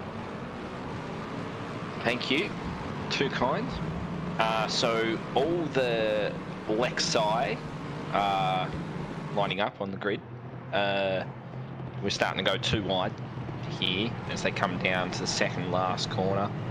I have no idea what Lai is doing. He's just kind of going to chill back and let Vintner take the lead, so that'll be interesting. Let's see if they can kind of close them gaps up a little bit. There's a little bit of a gap there too. Oh, they're a bit all higgledy-piggledy all over the place. P3 is trying to overtake P2 as they roll towards the starting line. I don't know how the rest of the grid looks, but up the front, and we're off. We're away as we go shoot down. Lucas Keys has absolutely jumped all over the back of Ben Vintner, and he fires down. Let's see what it's like. Everyone's braking really nicely, really calmly. Everyone is getting through their way. Keys has jumped Lai into P2. Oh, there is one car off. There is a bit of sadness, but not too much as everyone fires down. You can't really tell who's who. Oh, there's a bit of biff back there between P3 and P4. As we have Vintner and Keys have just decided that while everyone's biffing, we're going to run off and see if we can make something of this. Oh, but Lai's still there, hanging out. Oh, they're too wide there in the background. Everyone seems to have got through marginally okay, but let's see how they go up to on the first lap into the corkscrew. As we watch on board, Vintner is still, Keys late under brakes, Lai also as well. Nice lines through there by all of them. So we jump on board with Tafiq, the Dragon Penske Autosport. What a name! Oh, too wide through the corkscrew. Bendik and is it Greco's dropped a whole bunch. Yeah, didn't quite catch what happened to Greco there, but yeah, dropping all the way back to P12. There's oh, was that 3 wide going into the yes? Lots of sadness there, unfortunately. As we go up to a replay, yep, hitting the curb, ending up in the sandpit here, and may have just sends it in, unfortunately. And yeah, 3 into the hairpin definitely does not work. Wouldn't recommend it.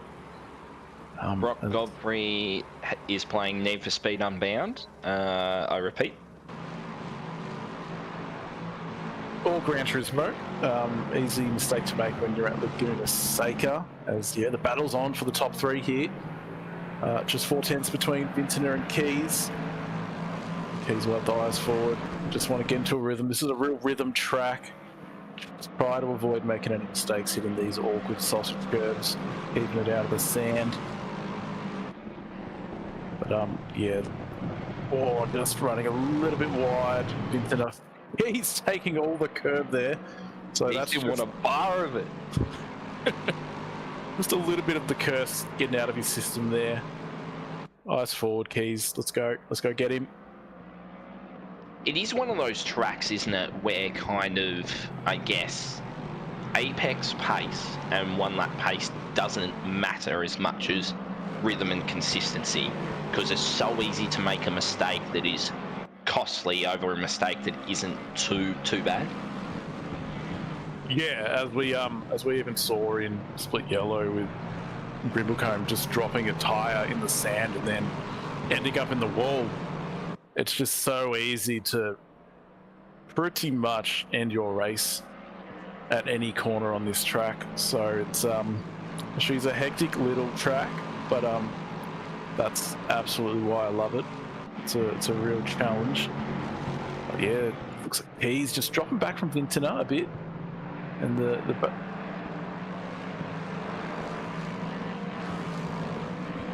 and we've got the battle tightening up between second, third, and fourth here.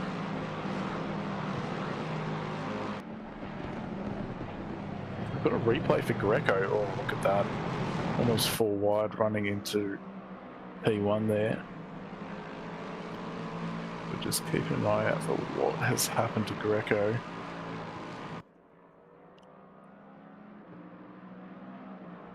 Just a bit of awkward contact on the exit of turn 3 there, or turn 2, and then just getting mobbed, losing a bit of time.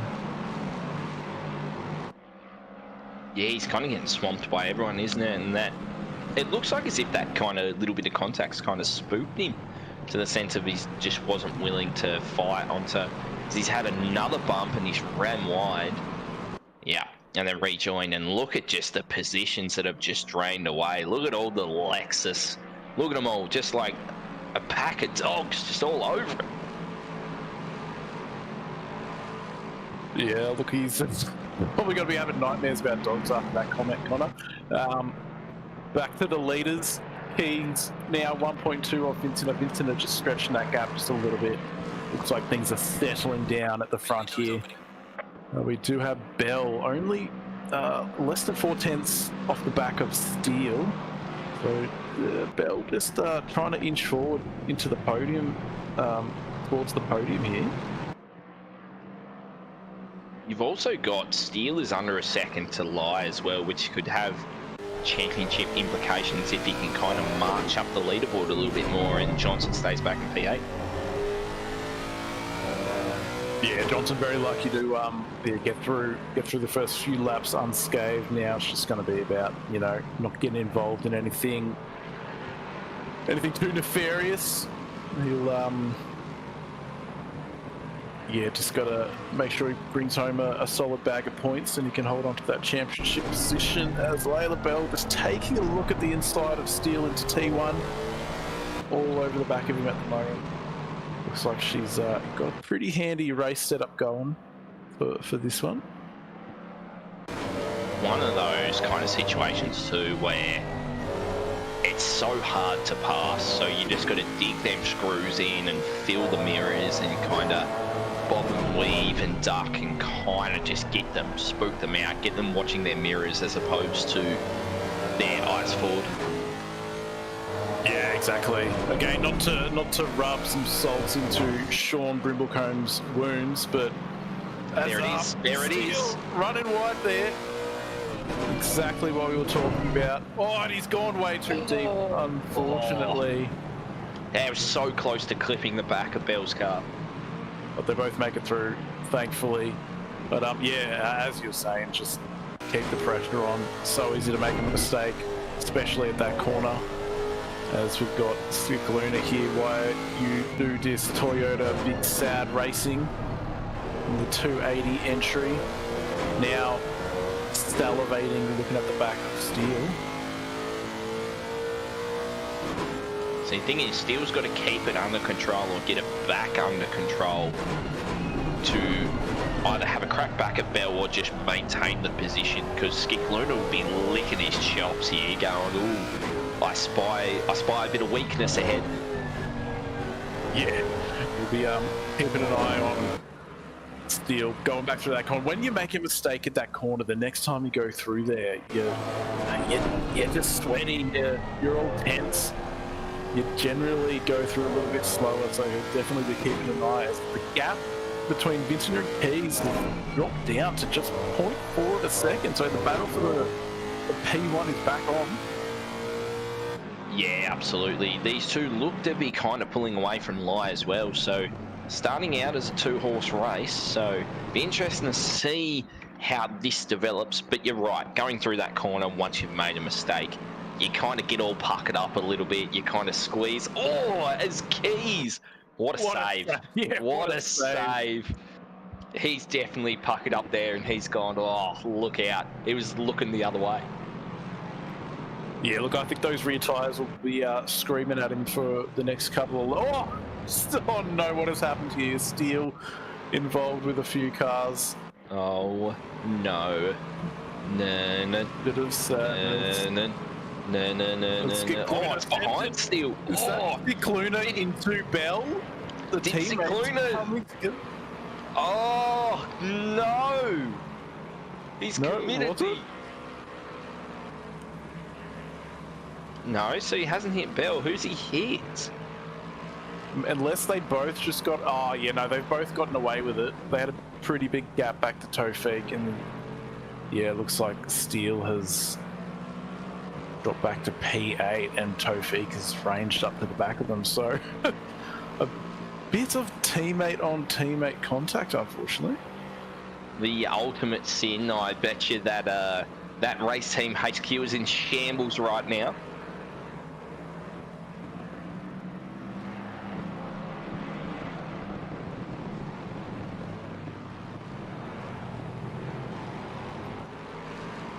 So yeah, back to the leaders here.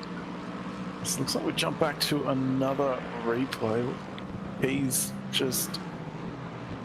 Oh, Keys just popping a massive slide on the exit of the corkscrew.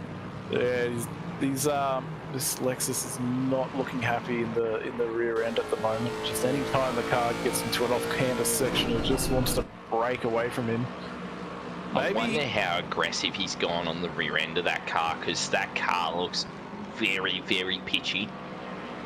Yeah, I mean, even after that initial slide, they would have heated up quite a bit in these track conditions. 36 track and 28 ambient, so they'll definitely be screaming. You may want to think about possibly taking that early stop and just try and perform an undercut on Vintner, but he's now 3.5 seconds. So yes, sorry for the curse, Keys, but plenty of time left in it.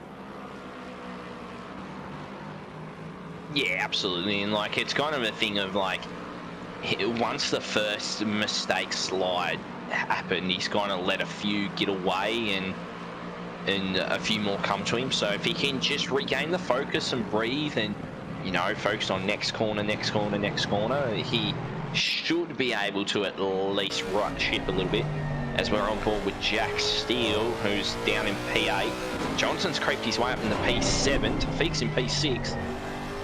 Just listen to the note of the car, though. I love how it sounds. There's Keys pits for... He's definitely listening. Yeah, no, he's in. He's definitely listening. Going for the early pit stop. Probably a good decision after just torturing those rear tyres, get some new boots on, and just go crank out some hot laps. Yeah, he'll have pretty like clean air as well, so not worried about passing anyone or anything. Just crank out the hot laps. Not with bald spots on his tyres either. Yeah, exactly. As you see, Greco's just on a bit of a fight back now, up to P8, so that's a pretty good recovery. Pretty sure he dropped back down to P12 after the first lap, so yeah, it's definitely clawed back a few positions. Just taking a look, so yeah, it's a big train developing here between Tofik all the way back down to Greco there, so a bit of a 4-car battle going on for P5. Yeah, Tafiq's kind of... Skikluna's a bit up ahead, but Tafiq's kind of leading this train. And it looks like even Bendik and Yoda are going to attach onto the back of this as well. Yeah, Bendik's definitely raging up on them. Saw him pick up a good few tenths just in one sector there, so not long until those two attach onto the back of this train. That's definitely not a position Luke Johnson wants to be in the meat in the sandwich, especially when you're leading the championship and you just want to bring home some points, as Costa has come in for his first pit stop as well. So this is an important question I need to ask YouTube chat and as well as you, Brad.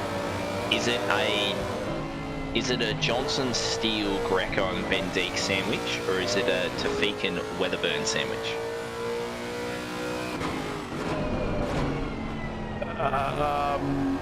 Yeah, it's a Steele, Greco, Bendik sandwich, or it will be at some point. Currently, it's just a Johnson Steele sandwich, which is I wouldn't recommend eating that one. Moving on. Jacob Weatherburn in the Herrick Performance entry with the black wheels. I'm absolutely loving that. I don't know why you would go green wheels, Jack. Curse your own race. Yeah, Jack's going to have to get a bit of a talking to after this. That is the bit on. He obviously didn't do arts and crafts in kindergarten. As you're just taking a look at the back of Johnson's car here, just 4 tenths. We're trying to eye up the weaknesses of Johnson, but Johnson's shown this season that he's definitely been super consistent, hasn't made many mistakes. Just good solid pace all season, which is why he's currently leading the Split Green Championship.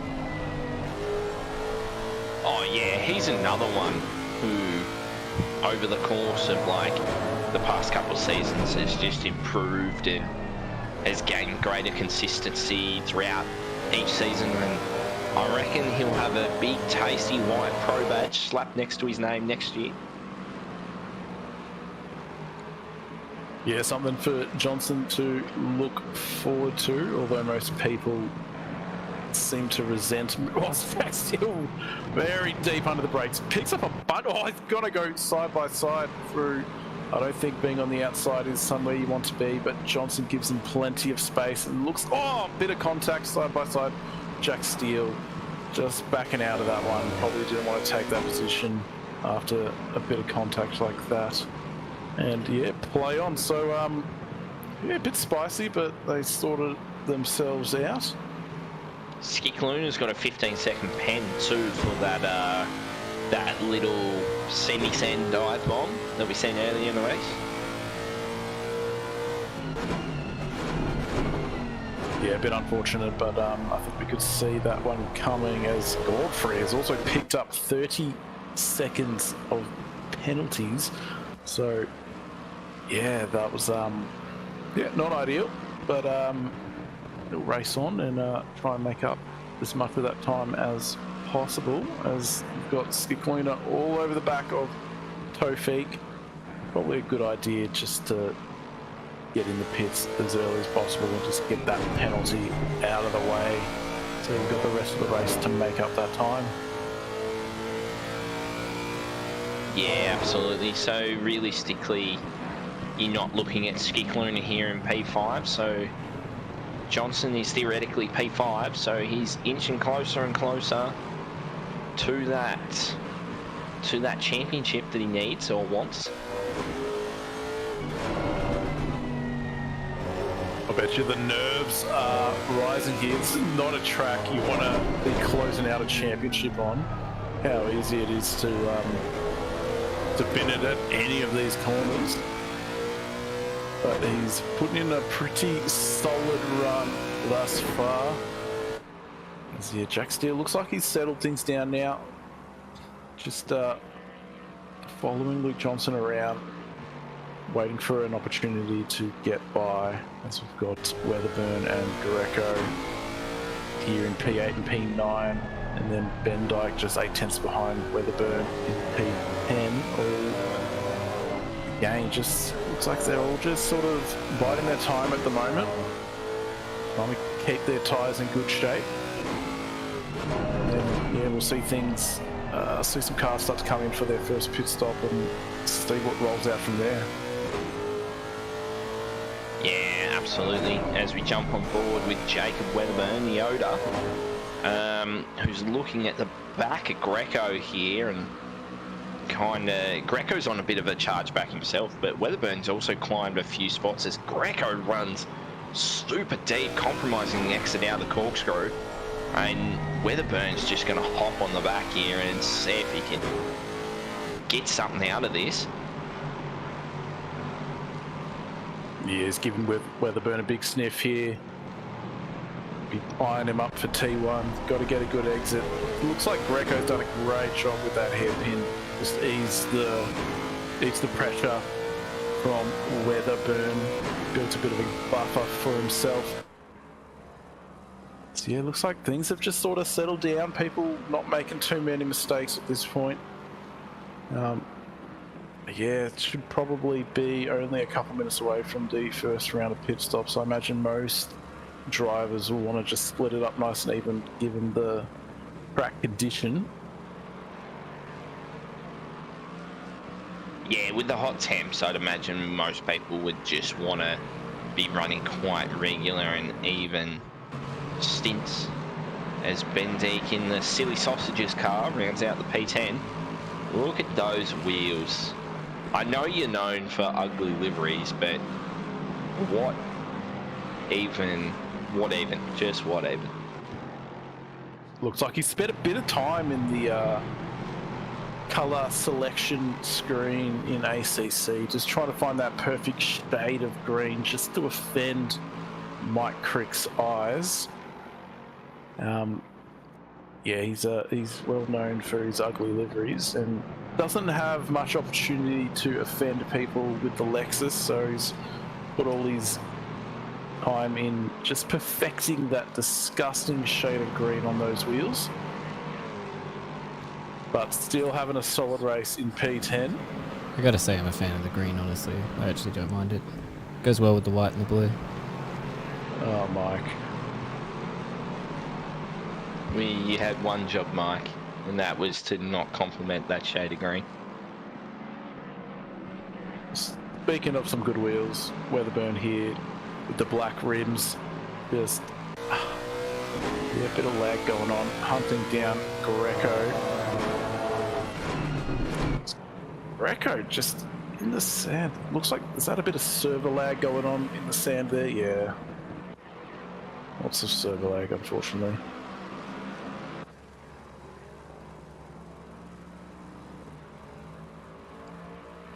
Yep. Got you nice and clear. Yep, looks like the server's settled down now. Hopefully no one got too spooked with all that server lag going on. Looks like everyone's gotten through it. Nice and safely. As Vintner just extending that gap out. It's going to be interesting to see how much time Keys has been able to make up, if any, with that undercut. As Lai and Bell go in for their first pit stop. But Vincent's got a pretty handy gap over them, so he's not going to be too worried about them at this point.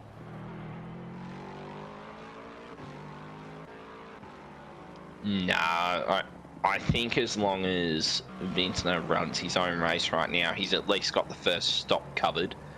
Because so Costa's just going to have to give him the line, and then he's got, look at the amount of clear track he's got around him. Yeah, when you're in that that first position, you can just command the race from there. But any time lost to a blue flag can affect you, so he'll be definitely keeping an eye on that delta back to Keys. Keys has been running for a good 13 minutes, I'd say, about now. Nearly 13 minutes on those fresh tyres. Looks like he's been lapping pretty consistently. Last lap of 23.6. So potentially making up a bit of time on Vintner, but we'll see. Vintner has come into the pits So now's the time for Keys to get that hammer down and see if he's done enough to at least bridge the gap back to Vintner and get back on the tail of him.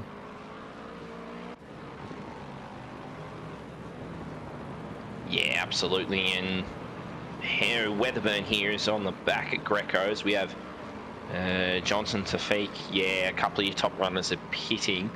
Jack Steele's still going to go around. As is, yeah, Skicklin is probably kind of banked in here to a longer stint one with the penalty as Todd Kidman comes in. Yeah, just keeping an eye on the number 7 car of Vintner. Just taking a look at the map to see where Keys is. Just coming through the final corner now. Looks like Vintner should... Oh, it's actually going to be a little bit tighter than I was expecting. As Vintner's just coming down through to T1 or T2 now. Just exiting the pit lane. So it's like he's brought the gap in a little bit. So every 10th matters. So definitely gained a bit of time, but now Vintner will have those fresh boots on, so he probably will be able to stretch that gap out a little bit. But yeah, look, race on again for P1. Yeah, race is back on, but just looking at it, I still think Vintner is in the prime seat, really. Yeah, exactly. He's split his race up nice and evenly, so he won't have to extend his tyres in these conditions like Keys will have to. You have to do a bit of a longer middle stint, or maybe you might opt to do the longer last stint. Could also be an option, but yeah, it just looks like while Vintner's been warming his tyres up, he's just bringing that gap in, making sure Vintner feels the pressure. Just down to about 1 second. Wait for that delta to update as they cross the line. Only half a second now, so Vintner's definitely... I mean, Keys has definitely got the eyes forward. Wants to really get the claws into Vintner. Yeah, well, he's only half a second really off, so like it's still anyone's game. Vintner is in the box seat, but there's not that much in it. No, not much at all. But now that Vintner's got his tyres up to pressure and temperature, we'll see if it's Steele. What's happened here? He's stopped on the pit entry. Has he run out of fuel before he's made it into the pits? Oh no! Someone go. He can't give him a push anyway because he's DC'd, has he? No, he's just decided, no, had enough for tonight. As Rochford comes in. You know what we haven't seen? We haven't seen anyone in split green spin it at the hairpin on pit entry. So well done to split green for being the better split.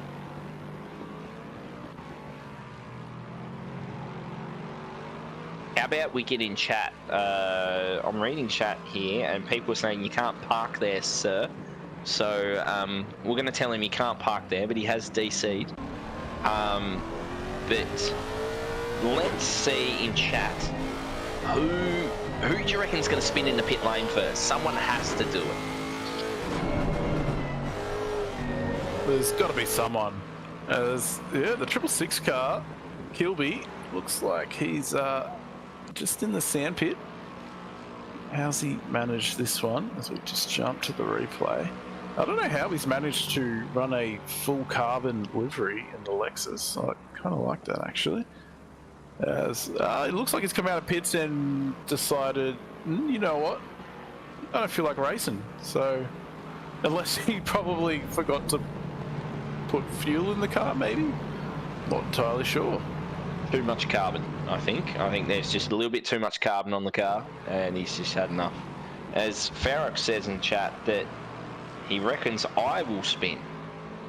You know what? You are correct. Yeah, there's always a high chance of kind of spinning. Bit of a baboon-brained driver Mr. Hind is. Just mash pedal, turn wheel. There's the battle at the front still, just 1 second between them. As Chris Taylor reckons he's going to curse Godfrey. Good luck with that one.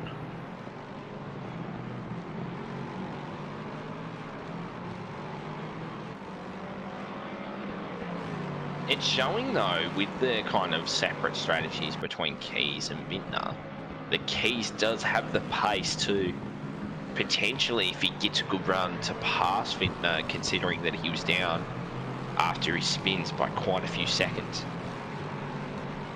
Yeah, exactly. I reckon his only opportunity at this point is to just try and perform another undercut on Vintner. It's going to be super hard to get that position done on track, especially with everyone in the same car. Probably running reasonably similar setups as well. Very difficult track to overtake. Probably only really a couple of corners you can actually have enough time to get a move done under brakes. Yeah, we're just looking here at the champion-elect Luke Johnson coming up to the corkscrew. Be a shame if he made a mistake from this point on in the race, but holding steady at the moment. And Godfrey just waiting for that curse from Chris Taylor, but looks like he's immune, thankfully.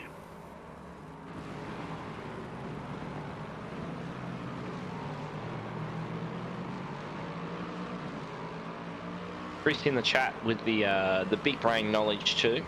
I need to ask, Chris, when you thought of that they really need a mistake, you know, what kind of knowledgeable advice would you give someone to make them make a mistake?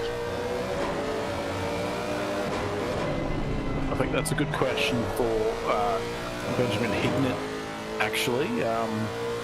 I do want to rub some salt into Sean Brimblecomb's wounds, as you were speaking on, just applying a bit of pressure. And we did see in split yellow Sean just dipping that wheel off and ending up in the wall simply by Ben just being there. So that's what you want to do. Luke Johnson doing exactly that, just keeping those mirrors filled on Tofig. Not letting him relax on a track where you definitely don't relax at any point. But Tofig also opting for the black wheels. I approve of that choice.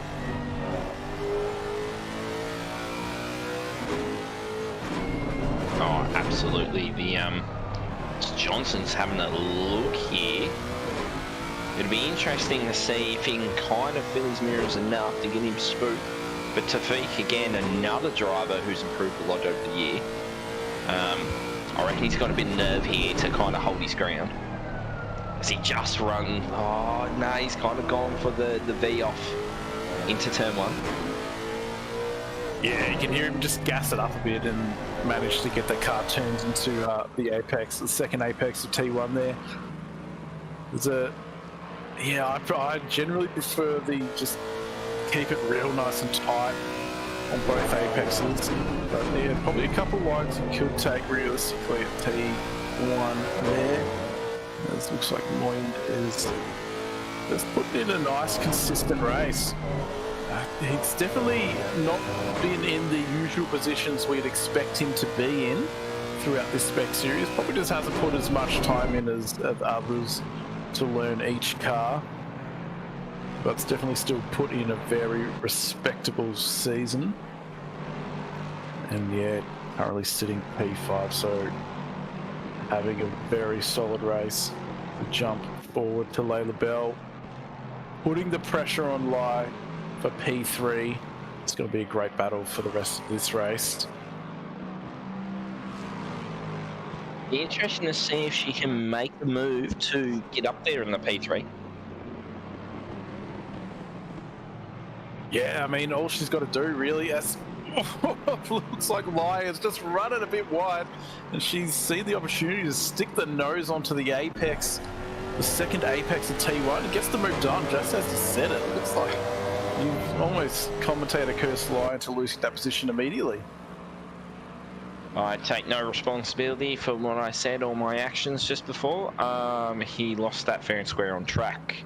Let's go, Layla Bell.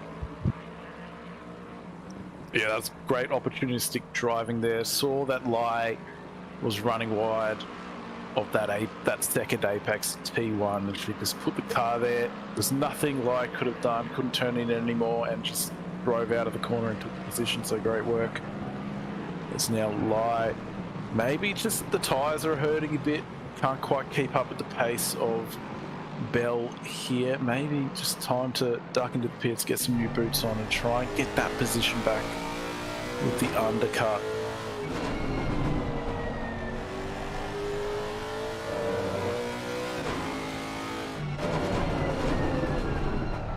As I'm just being told that Johnson has made an error, so it's like Johnson, the pressure of the championship is hitting Johnson, but we'll keep forging forwards. As yeah, things have settled down again. Just get it back to the end of the stint. Looks like drivers are more just focused on keeping the track, keeping the car on track, just managing those tyres, as they will be screaming in pain at this point.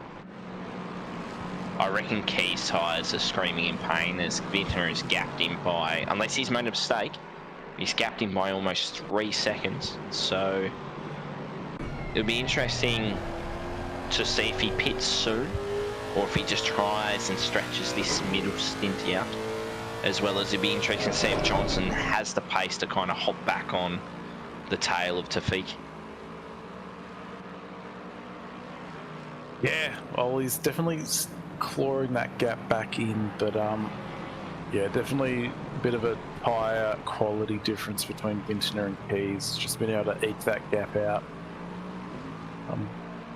Interesting. Oh, who's that? Is that Ben Dyke just running off, or was that the blue flag just heading out of the way on the sand? Was Ben Dyke just? It's so easy to do there at that corner, because you don't want to turn in too early, otherwise you're going to just mount that sausage and end up in space, but also you don't want to end up too wide, you end up in the sandpit like Ben Dyke did just there, so a bit unfortunate there. But you'll clean those tyres off and keep forging forwards. It's Jacob Weatherburn just having a quiet race here, keeping out of trouble. Solid P8.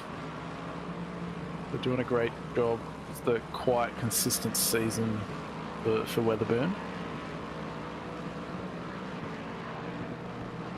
It's, what is it also? It's one of his first seasons back after taking a little bit of a break from ACC. So just dipping the toes back in the water, ready for next year, so which is good to see. It's good to see people come, have a dip, and just get around it and have a race. Yeah, 100%. It's hard to get back in once you, especially if you've been a driver like Jacob Weatherburn, as fast as he's been. So we just take a look at Vintner's fastest lap time at 23.297. That is a very fast lap in race trim in these conditions. So it's a solid lap, but yeah, just touching on Weatherburn, yeah, driver as quick as he is, to just come back and just put in a solid season like this, getting ready for next year. It's a good way to get back in shape, as we do have Keys in the pits to get those new tyres on. And we'll see if he can try and bridge that gap back down to Vintner. It's 23 minutes left in the race. I'm sure Vintner will be keeping an eye on that and may just cover it off on the next lap. Yeah, well, the pace differential between the really fresh rubber and the old rubber that Vintner will be on will be quite exponential if Keys, which is looking like he's going to come out in some fresh air. So Vintner may just cover it off straight away or go one more lap. Yeah, he'll at least have a lap of extra pace up his sleeve. But yeah, Keys just needs to bring these tyres in nice and gently. but also driving quick, which is, yep, race driver things. But yeah, it'll be exciting to see how close the gap is once Vintner decides to take his final pit stop.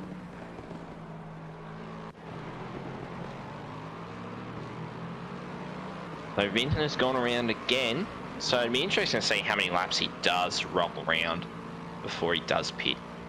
I mean, unless he has the pace and the rubber to just kind of churn it out a little bit. Yeah, he has shown he's been very solid all race long, super consistent, hasn't made any mistakes all race, so yeah, he's definitely in the box seat. He'll know when the right time is to box. As, yeah, Ben Dyke just after that mistake, getting in the sandpit, just trying to bridge that gap back to Johnson. Looks like Johnson has, yeah, just not able to get back onto the back of Tawfiq. So he's definitely falling into the clutches of Ben Dyke here. As we've got Vintner in the box for his final pit stop. So yeah, just doing that one extra lap and then covering off the undercut. Not going to give Hayes an opportunity to put in a quick lap on some fresh rubber. I do like those white wheels though. That actually that will have to be my livery of the race, Connor. With the Gran Turismo logos, it just reeks of early 2000s Japan. It's the Lexus is one of them cars in the game that looks like it looks tough. It looks like what a race car should be, like just mean and grisly and just very production like. Yeah, but as we see, Vintner drop off the jacks, head into pit exit. I think he's done enough to get this one covered. As you see him making his way back out towards the towards T1. Yeah, he's definitely got Keys covered here. So now it's just going to be how much pace has Keys got left in him to try and claw that cat back in. It's definitely going to be tough. We'll wait for the ACC timing board to update so we give you a clear delta.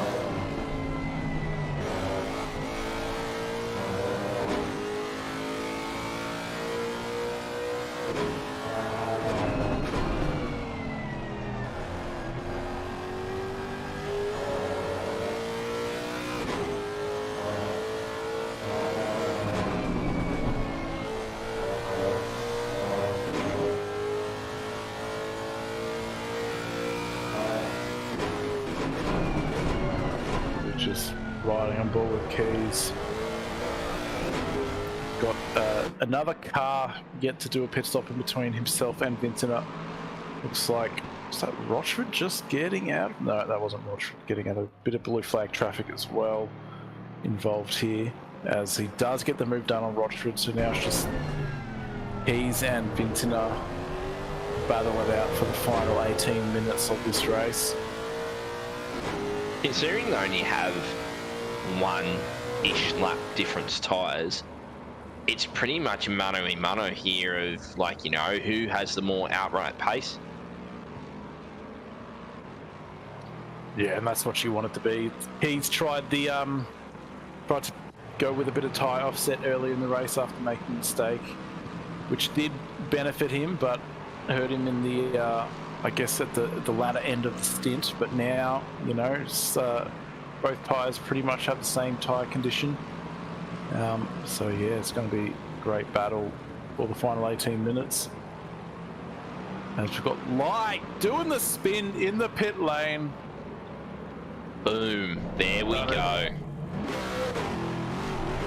Someone was bound to do it at some point. I'm impressed there's only been one driver, so thanks for donating that to the fails of Laguna Seca in the Lexus on a Wednesday night. Yeah, Luke Johnson popping some pressure from Ben Dyke from behind. See how he takes it.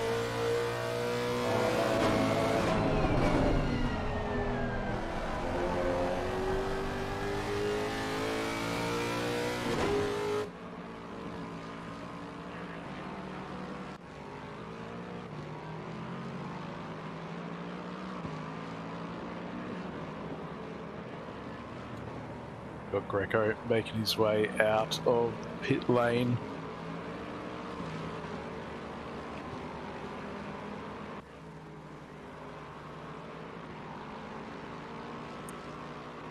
Ben Dyke just keeping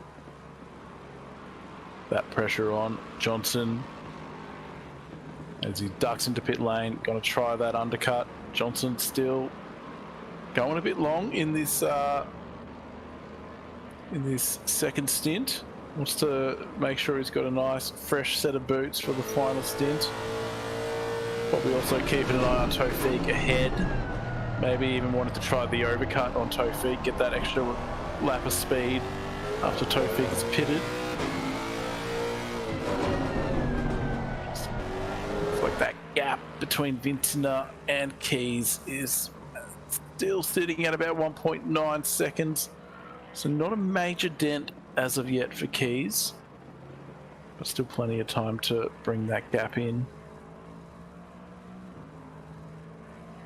Yeah, absolutely.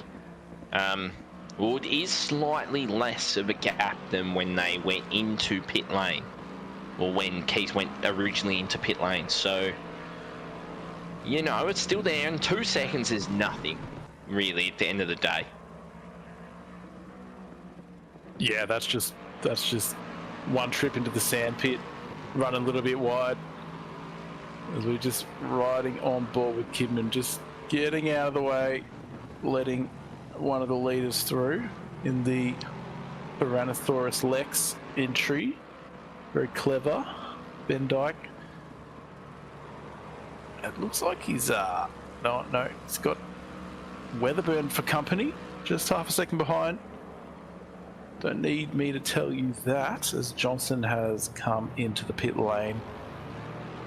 Could have been able to cover off Ben Dyke, but you never know.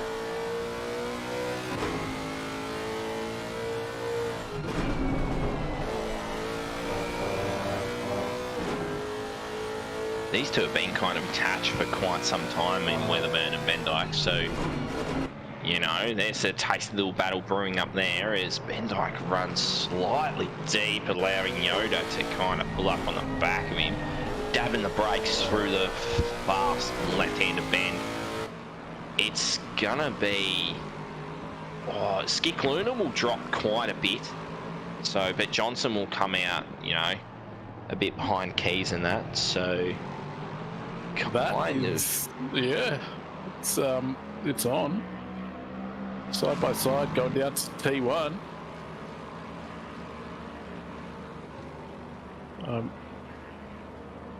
Weatherburn holding the inside line, just making sure Ben Dyke has to go the long way around. Good move. Good defense.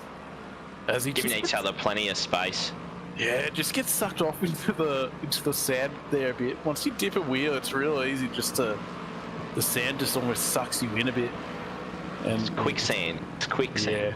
Yeah, I wish it was quicksand, but unfortunately it is not.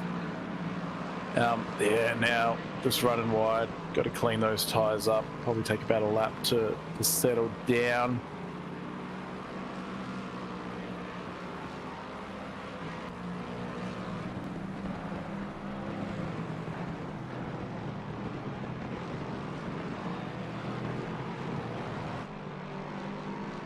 Luke Johnson seems to have made a bunch of time in the pits.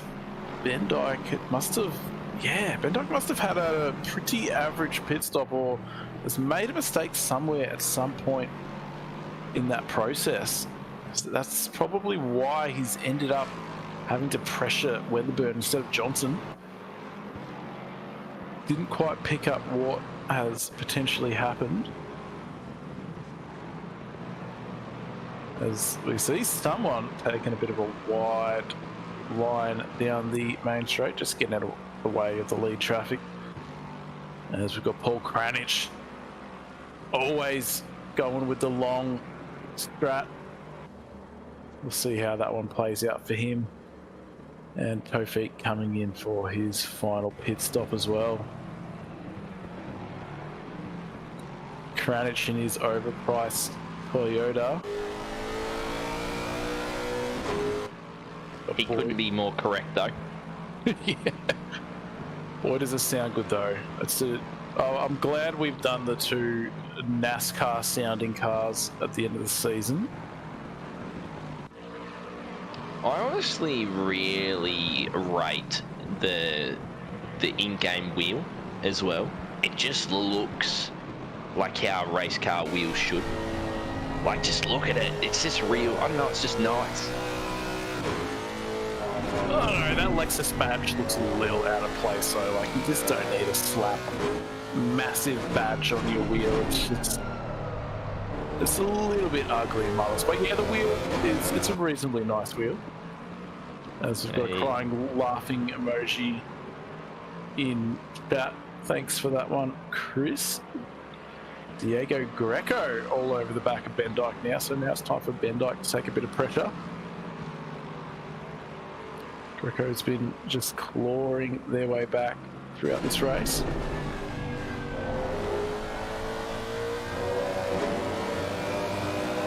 Brent Begg in chat saying we need justice for Brimbles.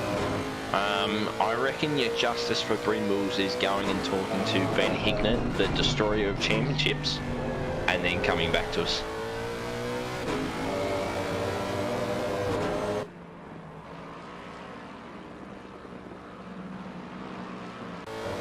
Greco just missing the apex a little bit, but also Ben Dyke dipping it into the sand pit a little bit there on the exit.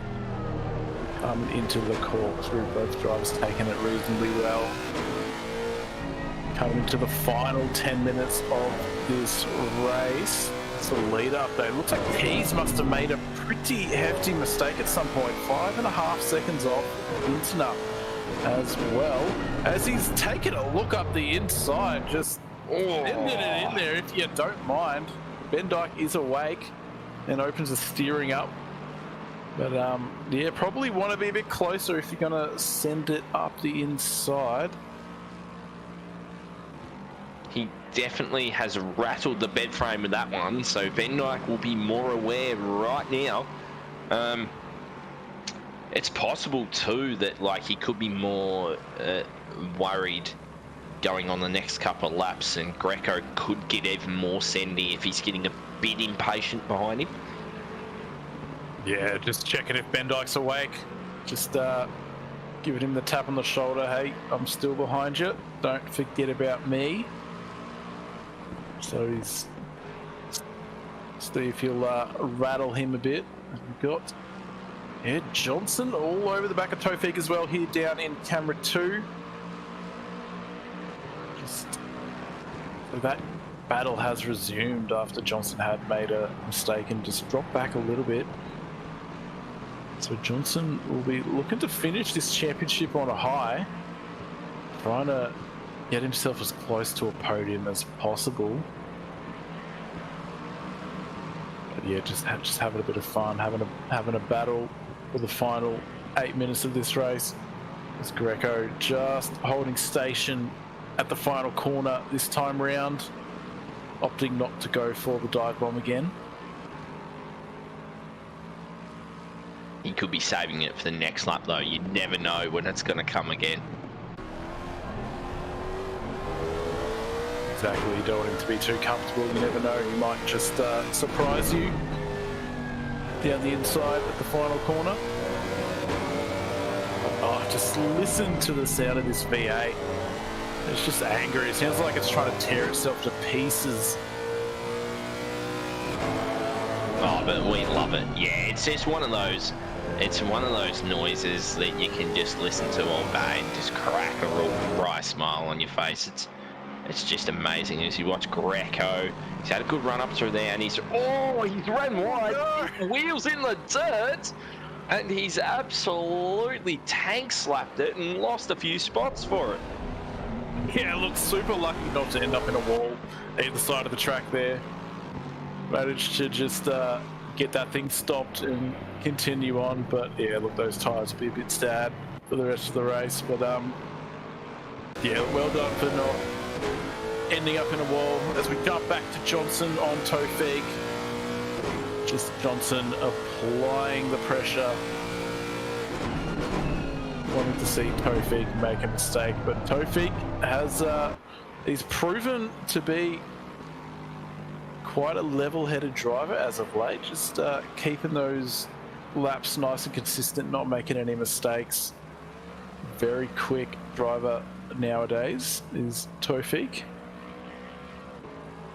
Yeah, absolutely. Another one of those heftily improved people. Johnson as well, so it'll be interesting to see if he can mount the pressure on in the last 6 minutes. But yeah, just going back to earlier, Greco had his chance, he took it, missed it, and just got a bit too eager going up through there. As we have yellows on the track, Lai has had a moment somewhere, somehow. I wonder what's happened there. It's probably dipping wheels in the dirt. Yeah, nearly is, really. Just run it a little bit wide into the sand, and yeah, he's probably got to run it. Yeah, gas her up, and round she goes. But he's kept it out of the wall as well. You know what? Good save, good save. Yep. Much better than on Brimblecombe. He's able to keep it out of the wall and proceeds on with his race. As I believe we've got Vintner down there in camera too, just running around on his own for the final 5 minutes of this race. Just got to make sure he doesn't make any mistakes, and then he can bring home this P1 as we jump back to Johnson all over the back of Tofig. Just wanted to check out the part number on the back of that wing.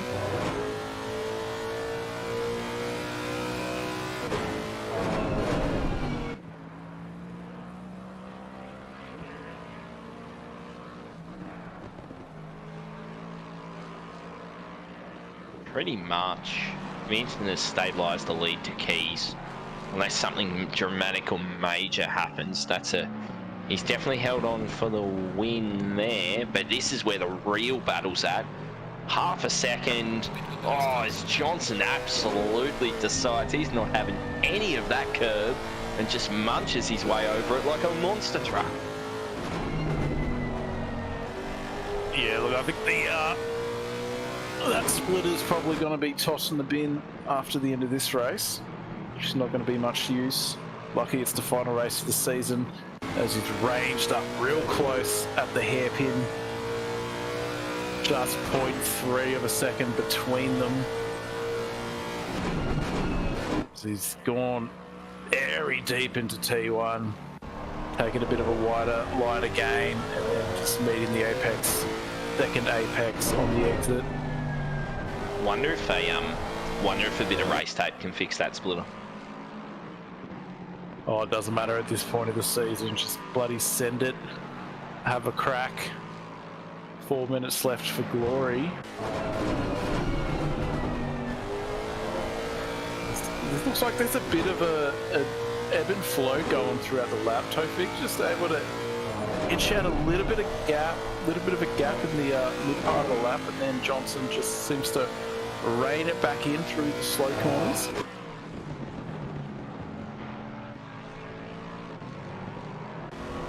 You can tell Johnson over the past couple of minutes has just started, because we have a bit of a freeze on our end.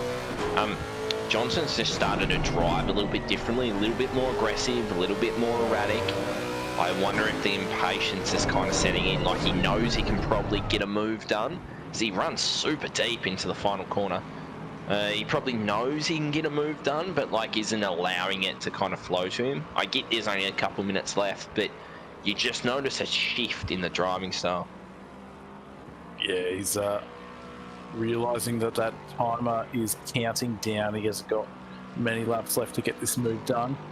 Now, one of the things I did want to bring up with Luke Johnson this season has just been his ability not to get involved in incidents this season. It's just been super clean all season long. So big props to Johnson.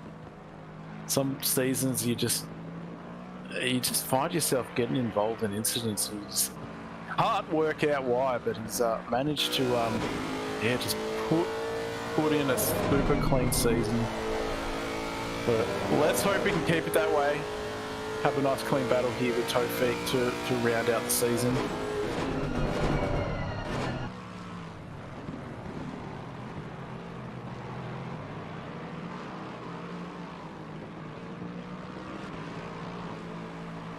Yeah, absolutely, and I think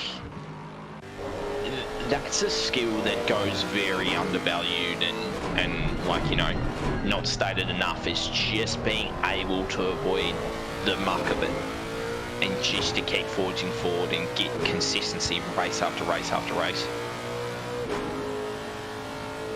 Yeah, exactly. Outright speed is one thing, but being able to race closely without getting involved in incidents is a whole different ball game. And Luke Johnson's definitely made some inroads this season. Riding on board with the champion-elect, the silver class champion and the outright champion. Don't want to curse it too early, but looks like he's got this one tied up for now.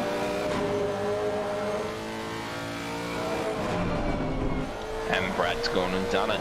He's just absolutely lit the curse on fire. It looks like he's backed it off a bit. Dropping back from Tofik, knows that he's probably He's listening. Not gonna get this move done. Just bring her home. As also just looks like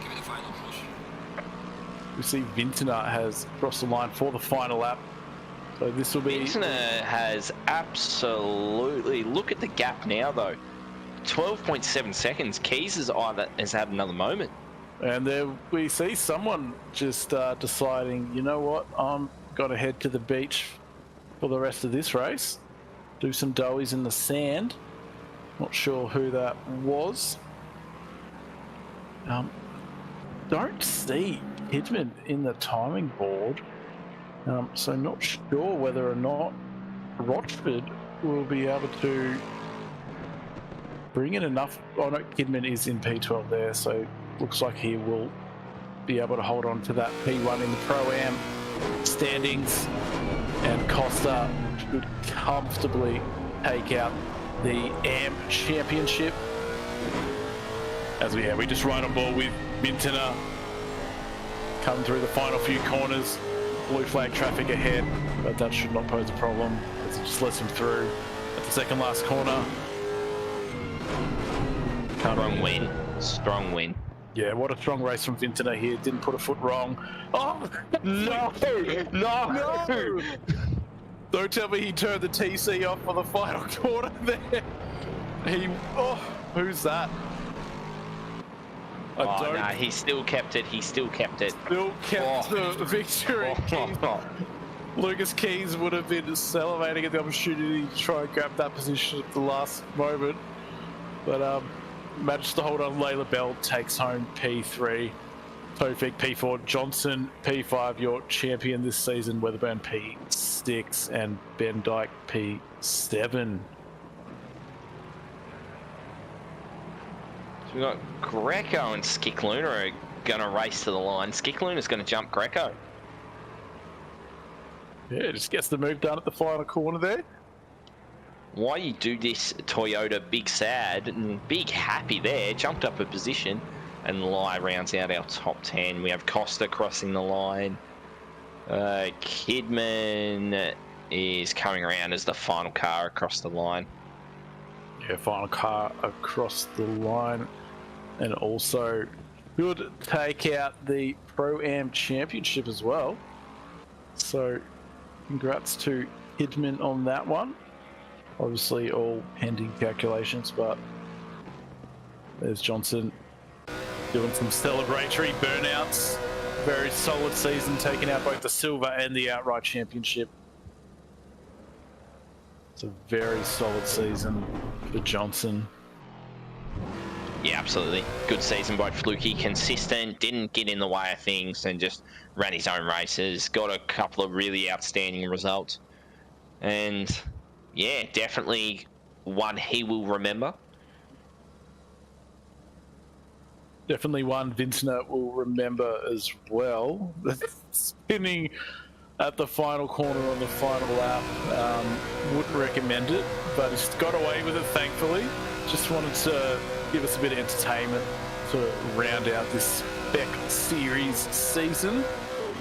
As, yeah, just destroying those valve springs, making sure that engine will not ever run another race. Luke Johnson.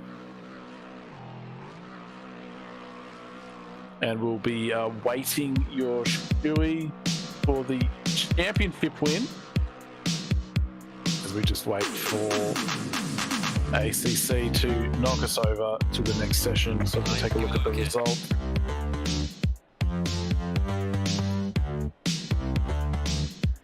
Hit us up with those results, Brad. So we got Ben Vintner taking out the overall victory, P1. Lucas Keys, P2, Layla Bell, P3, Kofi, Johnson, Weatherburn, Ben Dykes, Laguna, Greco, and Lai, your top 10. So again, just to round out the championship victors, Luke Johnson taking out the outright and the silver championship, Kidman taking out your Pro-Am championship, and Costa taking out your Am championship. So yeah, great season in split green Spec Series. Yeah, what are your thoughts, Connor? Yeah, definitely split green. Definitely a good racing by every competitor for the whole season. It was good to see different people up the front, and it wasn't just the same couple of people up the front all the time. So it was a mixed bag of, you know, results for everyone, which is good. That provides good racing. Yeah, and it was clean. It was very, very clean racing. Yeah, it was great racing all season and super tight. The pace, just between the entire top 10, the pace in qualifying was super tight. But yeah, great racing all season long. And we'll be back here at Laguna Seca tomorrow night for Split Blue and Split Red. Back to the regular sprint series. So until then, we'll catch you tomorrow night. Good night, everyone.